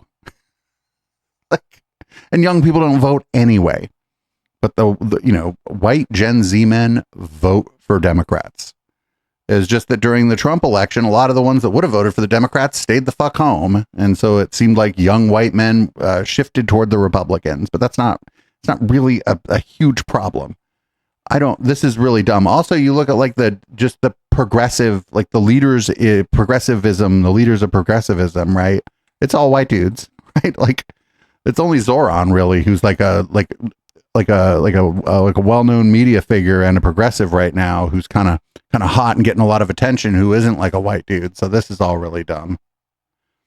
Here's Jesse Waters, and I don't know who the fuck else. You know what they want? They want Hunter Biden to go away. So I love this. I don't want a connection with him. I mean, who wants a venereal disease willingly? But honestly, it almost sounded like Hunter Biden, approved this message. Is that a presidential announcement? Oh, yes. From the chat, AOC is also very visible and not a white man. That's true. Thank you. I mean, people have said that, he might consider running for president. I can't imagine. But I mean, he puts the bottom in rock bottom. I mean, he's thinking transparency. He puts the bottom in rock. I don't know. What? I'm an open book. Which is what you want in a president. Right. Like, I've seen you naked and do crack, so there's really no more skeletons in your closet. Right. Let's vote him in. Right. I'm not Graham Plattner. Yeah. I know, we know There's everything nothing there else is. to drop. No. You've seen it all. No, and it was also very well produced and lit, and it was interesting at the very end. He's like, well, I've got it all out there, so now you're going to want to get to know me. I'm like, no, we know plenty. We want you to shut up and go away. That's what we want. Would you give money to Hunter Biden if you were a Democrat donor? So I would pay him to go away, yes. I You'd would pay him to go away. He was talking about an interview that he did, like, oh, he was on a TV interview and it was all really well lit. It's like, well, lady, you're on a TV show. It's all really well lit. Like, I don't think Hunter Biden's going to run for president, but I mean, he may as well. The Democrats don't exactly have much of a fucking bench, do they? Here's more of Jesse Waters. I guess this is about Bill Gates, but I don't know why fucking Fred Rogers, of all people, is catching some fucking strays here in this discussion. I don't understand this at all. Fred Rogers didn't do nothing to these people. Mr. Rogers is a good guy, right? He wasn't a creep behind the scenes. I don't know. I actually don't know, but you gotta wonder. And now I love. You gotta wonder about Mr. I Rogers. loved Mr. Rogers back then, but now looking back, too good to be true. Yeah, I think there's probably skeletons. There's there. going to be a Mr. I don't want Rogers to know about a skeleton documentary on Netflix. I don't know. There probably is, and we just don't know because we don't really watch TV. All right, we're about to find out. I believe Mr. Rogers was actually a minister and was a very good person. Well, if you think he was a good person, then he must have been a good person. And I have no reason to doubt you or Mr. Rogers. What am I talking about? It's all for tonight. Yeah, what are you talking about? Why Mr. Rogers catching strays on Fox News, dude? Mr. Rogers was like a good person. Like, what the fuck, dude? Jeez. Jesse's probably one of those fucking idiots that believes that the Mr. Rogers only wore fucking long sleeve shirts because he was all like tatted up and shit. Like, remember when people were telling you that? Like, before the internet existed where you could easily look up information? I bet he believes that shit. Like, up next, Marjorie the Gathering, on the lack of accountability for the Epstein files. I just want to make sure everybody knows this lady still believes all kind of crazy conspiracy theories. She believes pretty anti-Semitic things about Jewish people, but she's right about the Epstein files. And when you read this report, it says that the vice president suggested having Tucker Carlson interview Ghislaine Maxwell to have her clear the president's name publicly. Do you think that would have been helpful had that gone forth? Well, Tucker didn't interview Ghislaine Maxwell, did he? So, yeah, the fact that that didn't happen should speak volumes for Tucker Carlson. Well, she's in prison. And it also shows the lengths they were willing to go to try to find someone trustworthy to the American people to try to extend this cover-up. And the American people just aren't buying it. This has been the top issue ever since it started. It should have never been a fight. It should have been the easiest thing to happen. And I'll point something else out. No one has been held accountable for the Epstein files. Nobody. In other countries, there's people that have been arrested, people that have been forced to step down. Here in America, we haven't seen any justice for the victims. And that's because look who's in charge. They're not being prosecuted. They're not being held accountable. And I think that comes from the top. So again, fuck Marjorie the Gathering. Go look at her fucking Twitter and tell me that she's not still out of her fucking mind. She's still the same QAnon candidate that ran before. She just got mad because she got fucking conned by Donald Trump. I think she mostly got mad that when she ran for re-election because she was speaking out about the Epstein files, and I think about Israel too. Donald Trump supported her opponent and she lost her primary. I think that's mostly what's going on here. I don't think it really has anything to do with any kind of integrity or fealty to her position. Wait, no, she resigned. Wait, she didn't lose her primary. She just resigned. I think it was because Donald Trump wouldn't support her when she ran for governor or something. I don't know, man. If she was really about her shit, she would have stayed there and tried to be as big a fucking thorn in the side of these people as she possibly could until they found out a way to get her out of office. She didn't do that, though. She cut and run. People were like, oh, she did it as soon as her pension vested. Well, not really. She's not making a lot of money off that pension, actually. She ain't making a lot of money off that pension. I do think she gets health care, though. But I think everybody should get health care, so I'm not mad at Marjorie the Gathering for getting it. I hope it includes mental health care, which she should avail herself of. Here's Eric Bolling. He claims that he lied to Newsmax about getting vaccinated so that he could go to work. And what I'm trying to do right now, Eric, so I'm trying to get this on the major news networks. This is information blackout. I'm coming on shows like yours. Thankfully, people like you are covering this, but not the major networks, not even the Wall Street Journal. And I know those folks at the Ed Board pretty well. You know why? I've sent this to them. You They're know not why? either. Because Big Pharma advertises on those networks. That's exactly why. In fact, sir, at Newsmax, because they were going after pharma ad dollars, I was not allowed to be anti-vax on air. And I was. I pushed back. I lied on my card. I signed my own card. I took one shot because I had to get the card. And then the two and the boosters, I faked them all. Fuck Newsmax, but they should sue this guy for fucking whatever kind of fucking breach of contract or fucking whatever. Get some of his salary back. Fuck everybody involved. Just so I can get into the damn building at Newsmax. But the point is, big media is being financed by big pharma, as is big government, sir. As is our universities, medical journals. I mean, they control the narrative. What we have going for us, Eric, is the truth. And once people's eyes are open to this, whether it's childhood vaccine injuries, whether it's COVID injection injuries, they can't close their eyes. 24% of Americans believe. Did that happen? Is that on VAERS? I took the vaccine and now I can't close my eyes. Who died from the COVID injection, 24%. So we saw with our own eyes. It's about time that HHS admits this. Again, a COVID reckoning is what we need across the board. But again, nobody can out-frustrate me in terms of how hard it is to get this in front of the public. And let me help more you. Americans Let me do what I can. And demand the kind of action you're asking for. I got 4.5 million followers on social media. Everybody talk at once.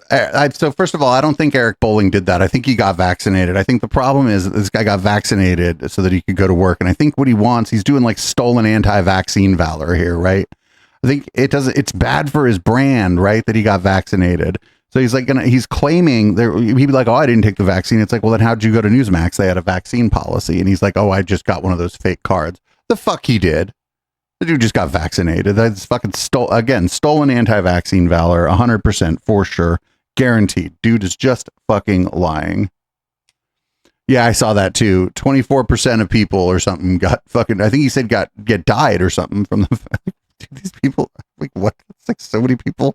Where would we even be thought, even if 3% of the people that took the vaccine died, where the fuck would we hide the bodies? If we were trying to keep that information from the American people. Here's more from that exchange. Was he open to the idea of maybe opening things?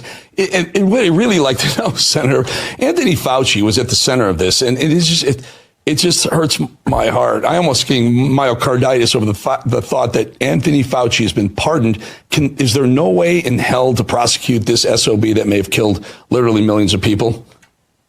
Well, again, his pardon only applies to federal charges.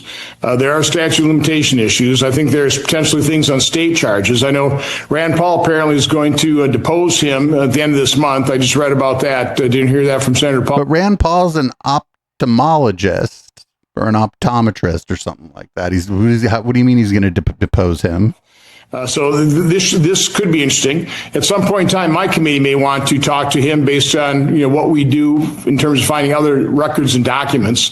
Again, our investigation literally has only just begun. Even though I've written over 70 oversight letters, we didn't get squat from the Biden Justice Department or from their HHS. It's only since Bobby Kennedy came in and gave us the 11 million pages, and my staff, excellent work, find these needles in the haystack. But that just starts our investigation. Transcribed interviews. We start talking to all the people involved here. Get more documents. Met with the Secretary Kennedy on Monday with his staff. He told him get Senator Johnson what he's requesting. Senator, hopefully they you don't undermine and I have done this all the way back to Fox, my Fox days, then to Newsmax, and now here. I'm going to ask you again. You're a great senator. We hear this all the time. We've got a lot of information, but we never see a perp walk. We never see the iron bars close on someone who may have done things that were literally causing mortality to Americans. Why don't we ever, can we get one so that the rest of them can say, maybe next time I won't be a party to that? Again, my staff found that email by David Morans where he said he had a FOIA lady that showed him how to disappear emails and send emails to his Gmail account. So again, the Biden Inspector General did nothing. The Trump administration did. They've indicted him. Part of the problem is government protects itself. I know. So I don't know, man. The reason these people aren't being perp walked or whatever, you have to I guess you could indict a ham sandwich for being a ham sandwich, but the reason these people aren't being thrown in jail is because you have to prove beyond a reasonable doubt that they committed a crime. And our justice system isn't perfect, but you can't. We're not at a point yet where you can just throw Fauci in jail because you don't like him. Up next, we got. I didn't know much about the screwworm thing. Don't know much about the screwworm thing, but whatever this is, this probably ain't it. As well. I talked to and was with, a couple of us were with Secretary Markwayne Mullin yesterday in Washington. In fact, I have Dr. Sean Connolly here, right there. Come over here, Sean, from the Department of Homeland Security. He was former President Trump's personal doctor in the first term, but now has a policy role on this. I'll let you say a couple things too, Dr. Connolly.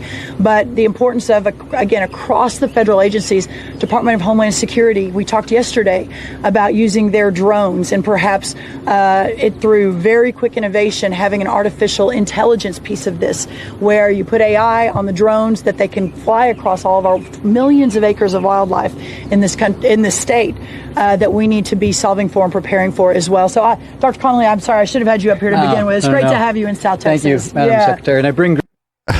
Yeah, whatever this is, this ain't it. I don't know much about the screwworm thing. Maybe we should look into it a little bit because it seems like it's going to hit the news. But you know who else doesn't know anything about it, I bet? RFK Jr., because him and his people, not really interested in taking a question about it when asked. I wonder if they know that the screwworm drinks raw milk. Maybe they can make friends with the screwworm. Who knows?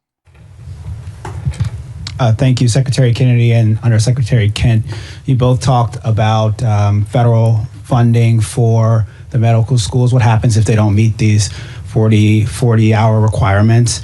What happens if they don't meet the 40-hour federal funding requirement for the medical schools, these 73 medical schools?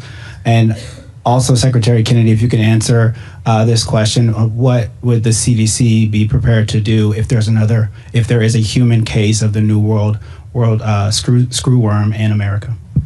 So I can answer the first question, as that's related to the event today. So there's no penalty if the schools are not meeting it, but they have publicly committed on a public-facing website. I think the great thing about this initiative is that we've let the medical schools be the adults in the room, right? So they've put their commitments out forward. We trust that they'll do that. They've put their name and their reputation at stake.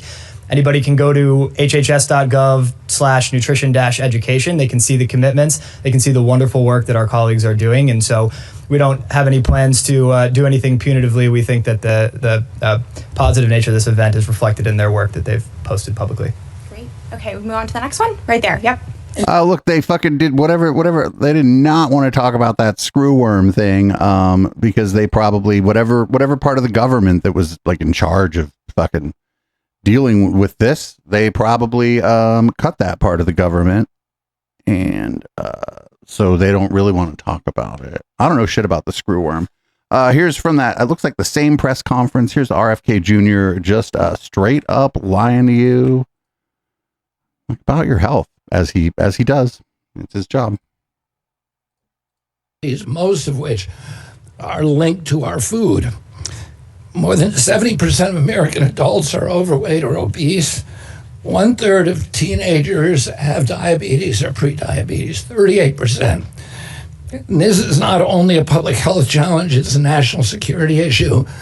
About 77% of American children can now no longer qualify for military service. That's something that should get everybody's attention. These numbers. I have an idea. 100% of children should not qualify for military service.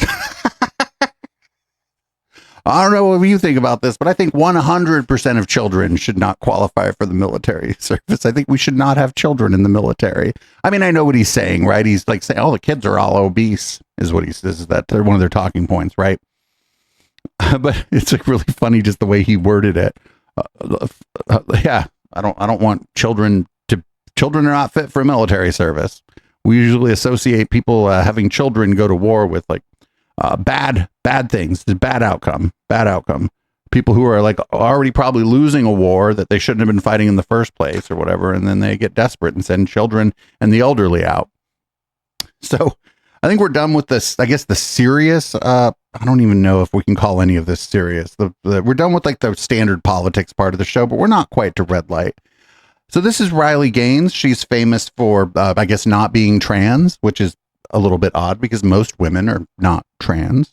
Trans women are women, but most women are not trans. But here's her being unsure what her sincerely held beliefs might be, and having to be told what they are. Wait, tell me the pillars again. So it's pro-life. So, First Amendment, Second Amendment, sanctity of life, and veteran and first responders. Okay. And First, second. Yep. Cool. The First Amendment, the Second Amendment, the sanctity of life, our veterans, I feel very passionately about. Do you guys, if you're going to talk about, I mean, you hate to even call them political issues, but do you specifically say like the left or the right, or is that something you try to kind of refrain from? Like if I were to say something to the effect of like the left is still doubling down. Yeah, you can say. Okay, I've heard you introduce from the beginning, so. Okay, first, that's what I needed to figure out really quick, is when I first, I mean, definitely over a year though. I would say, can I just say that, like around 2 years ago? Yeah. Wait, tell me the pillars again. So it's pro-life. First Amendment, Second Amendment, sanctity of life, and veteran and first responders. Okay. And First, second. Yep. Hello, my name is Riley Gaines, and I'm a very, very proud Patriot Mobile user, and I have been for about 2 years now. So somebody in chat asked if this is a hot mic moment. I think it is. I wonder how it got leaked. I'm curious how it got leaked. Maybe somebody that's doing their video production, maybe doesn't like them or doesn't like her or something. I don't know how that got leaked, but I mean, there's a way in which, like, if you're doing that kind of ad, but yeah, I don't know. It's just funny.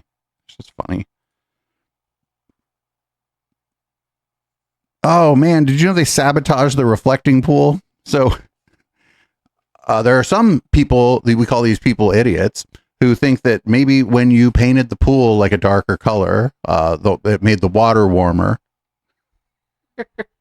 And with the water being warmer, like algae, a lot of algae formed, and now the pool is algae.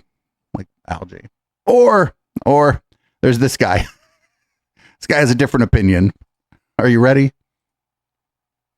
Oh man, take a look at this. The reflecting pool's green. It was supposed to be completely black. Yeah. I mean, we just saw it like a week ago. It was like crystal clear blue, all that. Yeah. Crazy. There's algae in here again. I feel like it's sabotage. That wouldn't shock me either. Why is it like this? Because it's gooey at the other end, and we walked this whole thing. We're like, there's no way that something like this. And the very opposite side is the World War II memorial. Right. The water's fine.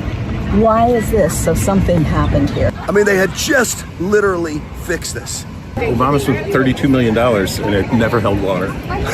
Trump spends 14 and they go crazy. They're pumping something into this. I don't know if it's air or what, and what a shame. Because in the end, after all the work that was done, after as proud as I was of President Trump for finally getting this thing fixed, we're back to green.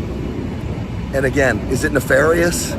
I tend to think so. You wouldn't have so much algae that you see in here.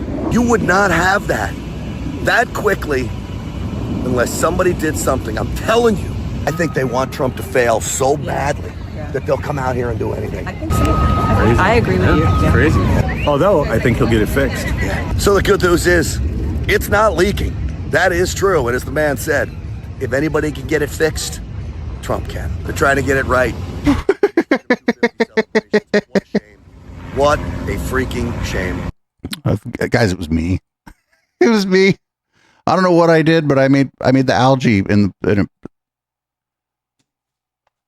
it's fucking standing water. It's gonna be prone to getting algae anyway. They changed the color on the bottom of the pool. It probably changed the fucking temperature of the fucking reflecting pool, and it just maybe through no fault of anybody's or fucking whatever, maybe it just hit that fucking sweet spot where that's just where the algae grows. The other thing is like, oh, it was losing water. I'm like, well, I don't know if maybe it was losing water and they were adding water to it constantly, and that like might have been one of the things preventing the algae from growing. I don't know. I'm not an algae expert.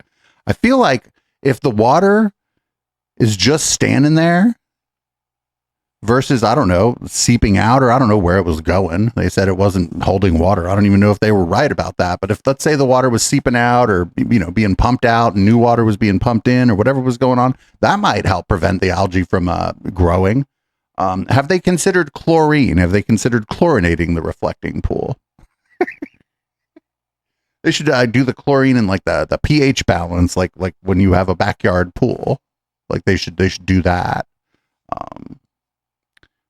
But I listen, it was me.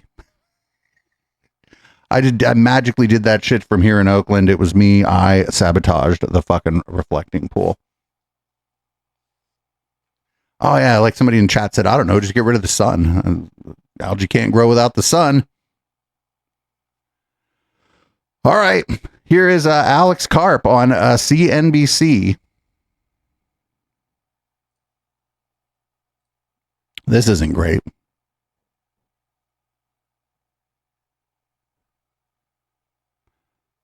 Also, this is what you're seeing here is YouTube's war against the Brave browser. Because I think the biggest question around Palantir right now on Wall Street is whether the large language models, the Anthropics and the AIs, which are about to go public, can replicate what you're doing. You know what? It's a real question that no one in enterprise factually is worried. Like, the investors are really interested. Short term have no idea what they're talking about. Long term end up being right. But we will just debate this with the facts. I've spent all my life, for better or worse, dealing with the most complicated, most interesting enterprises. I'm on the ground floor of that, probably like no one else. And they don't, you're saying? Most of them are chillaxing over their latte, reading a report about something that they don't understand the technical capacity about. But they're hiring the kind of engineers that you have.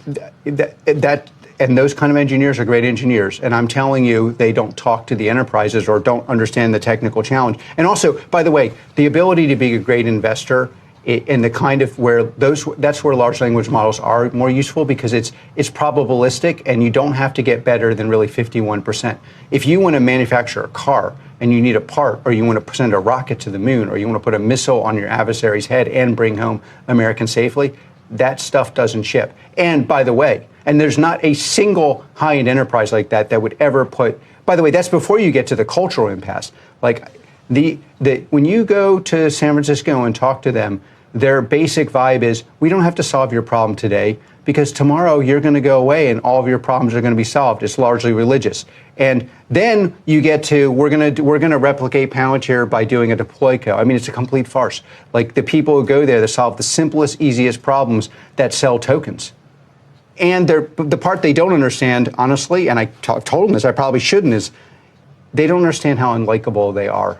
So the product doesn't actually work the way. It's very expensive, and you got to overcome the fact that you may not realize outside of Sam. Like, actually, I'm not even saying I find them unlikable, because actually some of the best and most interesting conversations I've had in business are like hanging out with some Sam, Dario, others. I mean, these are high, like you talk to Dario, it's a great time. And he does. We were together at AIG. Yeah, I was going to ask, is Anthropic, are they friend or foe? Are they competitor or partner? No, again, most of the things they talk about in public are running on Palantir. So it's like, now, at this scale, we're a nation state, basically. They are, like, we are, and he is He is the frontier person of the leading frontier model company currently, and he's gone from being way behind to being ahead. And he's a very, very important person. And I'll tell you, he believes what he's saying. I just would say that, put this way, he believes all problems I think, and I impute him, or believes all problems of the current, present, and future, are transitionary to a perfect future. I believe that we need heaven on earth, not heaven in 20 years. And we disagree on these things, but doesn't mean that, it's like we don't agree on other things. It's like, they agree on certain national security. We disagree. It's not as simple as agree, disagree, bad, good. These are some of the more interesting, important people in the world. I'm betting heavily, and my customers pretty much are on my side, that, it is not that large language models aren't crucial for the world. It's just the implementation is where the value is, certainly in the next 7 years. And if you want to ask me what's going to happen in 10 years, I don't know. But, the risk of a pathogen destroying us is probably as high as. So it's weird because he was like, he tried to he went back and forth, right? Between these guys are all kind of, everybody hates him. Also, he's my friend. He's very likable. And also all their shit that they're doing is actually running on my system.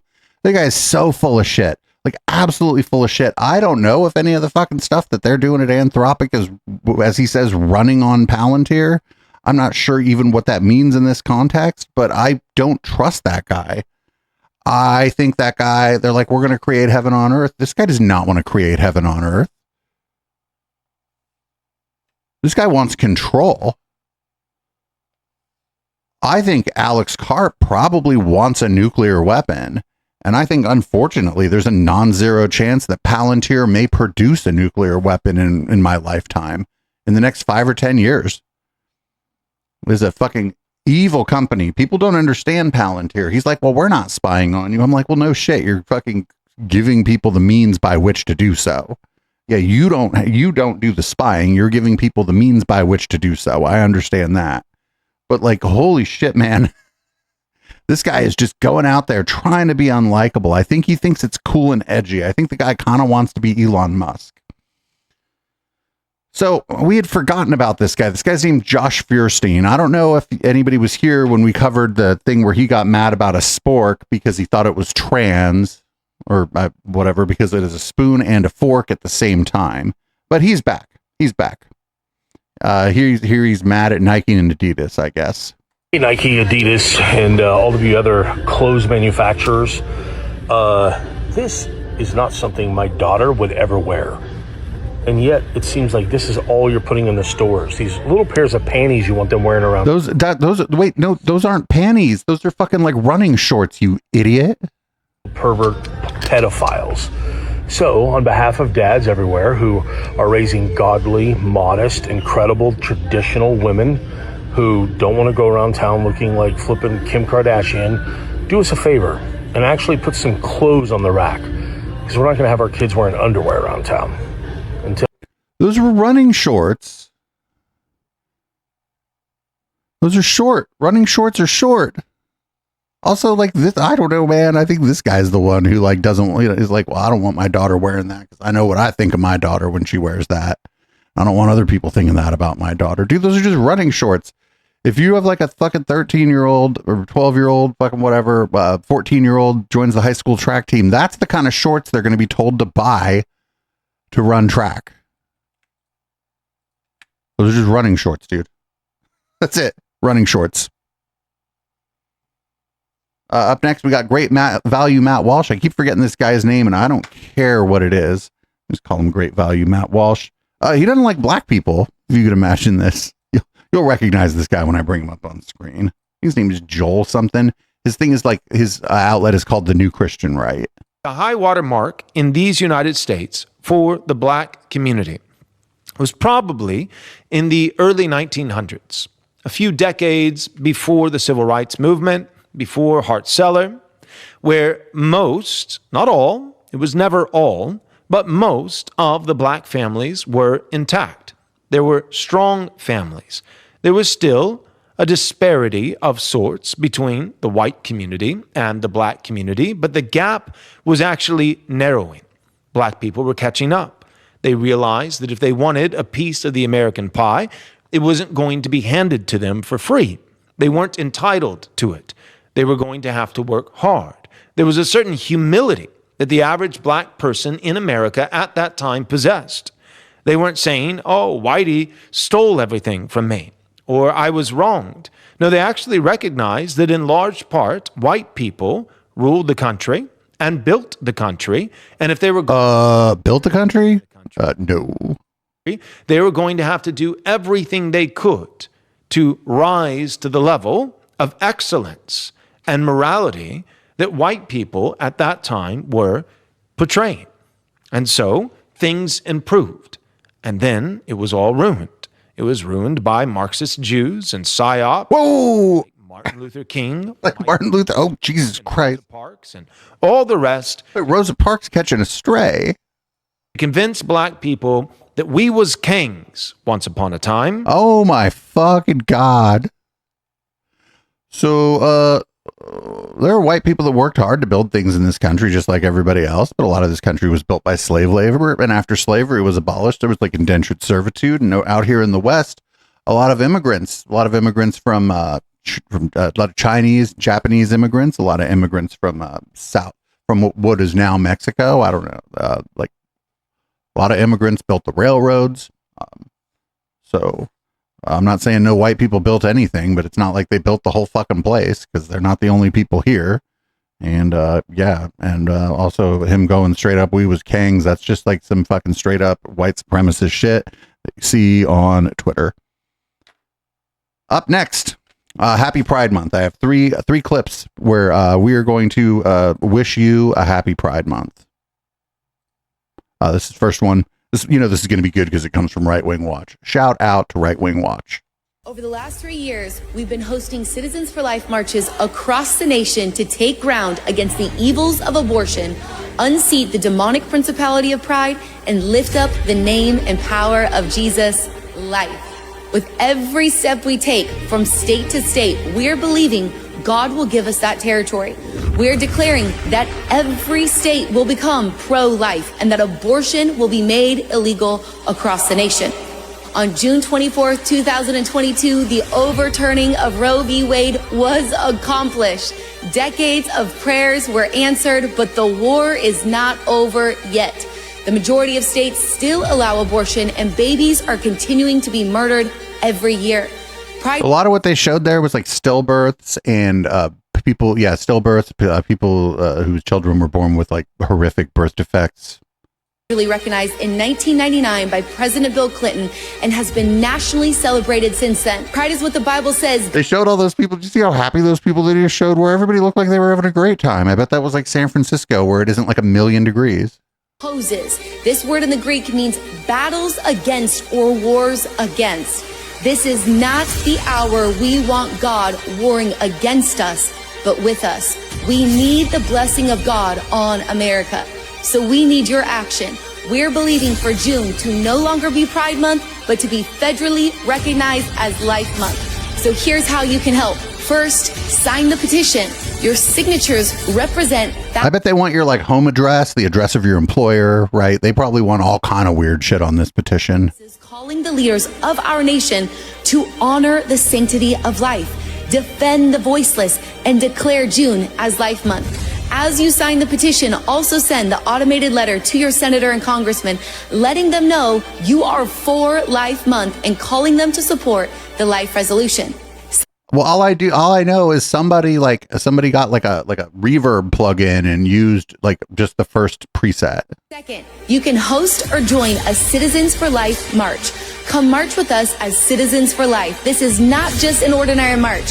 This is a joyful celebration and prophetic declaration, believing that as thousands march throughout the nation, abortion will be made illegal in all 50 states. It's time to fight for life. It's time to decree. June is no longer Pride Month. June is Life Month. So join me in petitioning for life and text LIFE to 59090. No. No. Also, June is not just Pride Month. I forget, there was a list somewhere of the different things that June is, right? June isn't just Pride Month. there's other things that June is. I forget what other months it is, but like whatever. It's every month is like fucking all different kind of months. Fucking it's like a peanut butter and jelly sandwich heritage month or something. Like it's every month is a bunch of different kind of months. Here is more happy Pride for all of you. You can stand me up at the gates of hell, but I won't back down. Gonna stand my ground, won't be turned up. All right. Well, that was for people on the podcast. It was just text in front of like a woman who probably calls the homeowners association on her neighbors. And it said, next time you feel like a bad mom, just remember there are moms who take their kids to pride parades. Now, we haven't done it this year, which is amazing. I don't know if people remember this. Like the last fucking X number of years on Twitter, people are like, should there be kink at Pride? And people are like, oh, there's going to be kids there. And my take on this has always been, I think, a good take. Your kids will be safe at a Pride event. They'll be fine. Make sure, they don't get separated from you like at any big event. Fuck, I've fucking seen full-grown adults have a meltdown when they get separated from their friends at Pride. But again, your kids will be safe there, but it's not a family fun for everyone kind of event. It's an event for adults, and there's nothing wrong with events being for adults. There's absolutely nothing wrong with that. So that's my take on Pride and kink. And so let your freak flag fly. And if people want to bring their kids there, again, their kids will be fine, but it's not a place for kids. It's not a Chuck E. Cheese. Here's a happy Pride from Jesse Waters. Because of course, couldn't do a happy Pride segment without a little bit of Fox News. This week we have a very special Pride edition of DEI Thursday. We're starting off with a gay dance fiesta sponsored by Disney.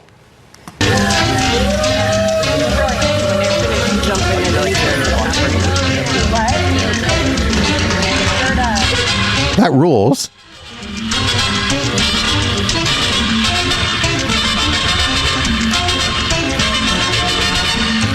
That's cool. New York City started Pride Month with a ball. Hell yeah. Look at those people having fun, dancing. Also, imagine, like, I'm 50 years old. Like, imagine me trying to do that. Like, my knees would just break.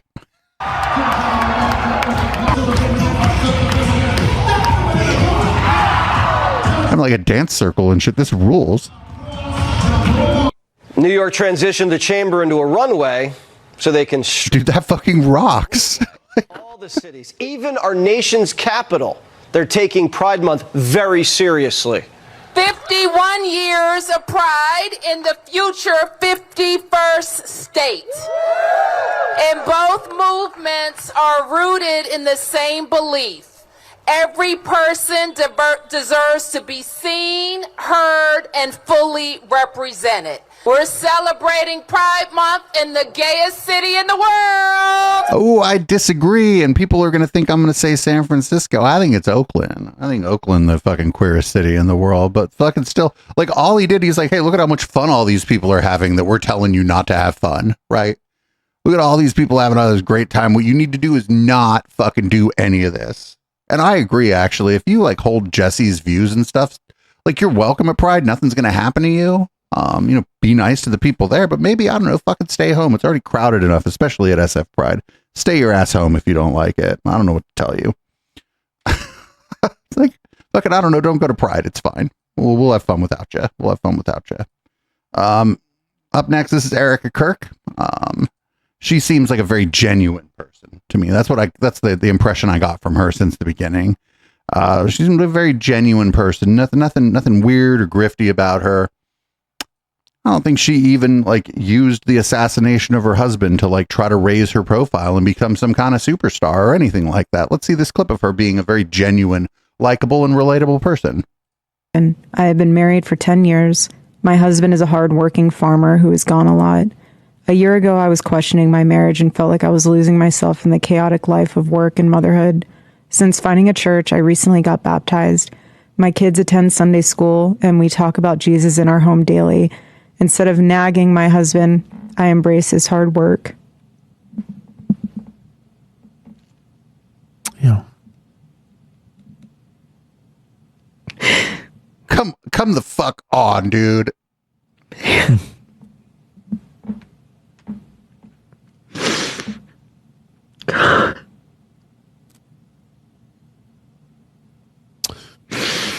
Sorry. You better finish reading it, sweetheart. Let me finish reading it. I love him like a wife should when he comes home. This is so disingenuous, dude. Instead of losing myself to motherhood, I've completely embraced every second of it. Never wanting my precious babies to grow up. It seems like the more I pour myself into my daily readings, church, and family, the devil shows his face more than I have ever witnessed. Why does it seem like the closer you get to God, the harder the devil works on you? Yeah. I think the person writing this letter needs to go seek some mental health treatment. Not be writing letters to Charlie Kirk's fucking widow, who's still fucking something. It's doing some kind of fucking, I don't know, mourning or pyrotechnics routine. Does she have fireworks or no? Look, for those of you that can't see, and I have the blessing and the benefit of knowing Erica and Charlie so well that I know exactly why Erica's in tears. You know, because it's branding. Like, this is all so disingenuous. So this person. So the letter was like, I fucking, didn't appreciate my husband the way I should have. He was working really hard, and I just kind of was resentful because I was stuck with all the housework. Okay, if your husband's working 2 jobs or whatever, like, that's a thing that couples might go through. And then she's like, I went to church and started appreciating my family more because of the teachings of Jesus Christ. I'm like, whatever, this is totally fine. I was like, I don't know why Erica's crying about this.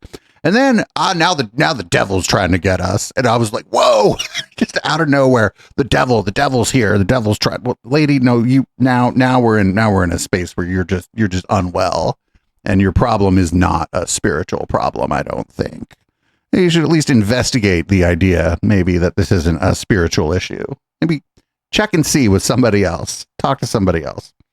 And before we go into red light, there's a little more follow-up from Dave Rubin's appearance on Jubilee, and I find it's really fun. I find really interesting that he's here with Jillian Michaels, actually, who has also been licking her wounds after a run-in with one Mr.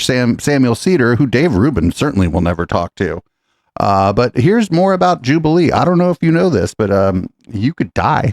You could die at the Jubilee thing. They could die. And I don't mean of boredom or of hubris. And I honestly believe several of them would have killed me if given the opportunity, truly. And you all know my guy Joey, who works for me. And he said to me after, he said, Dave, I made a choice halfway through that if one of them was going to attack you, I was going to get involved. Because that's the level of tension. Like, I could feel the daggers coming at me. The ones that mostly they had horrible scowls on their faces, but the ones that smiled at me actually seemed like the most dangerous because they were like Joker smiles.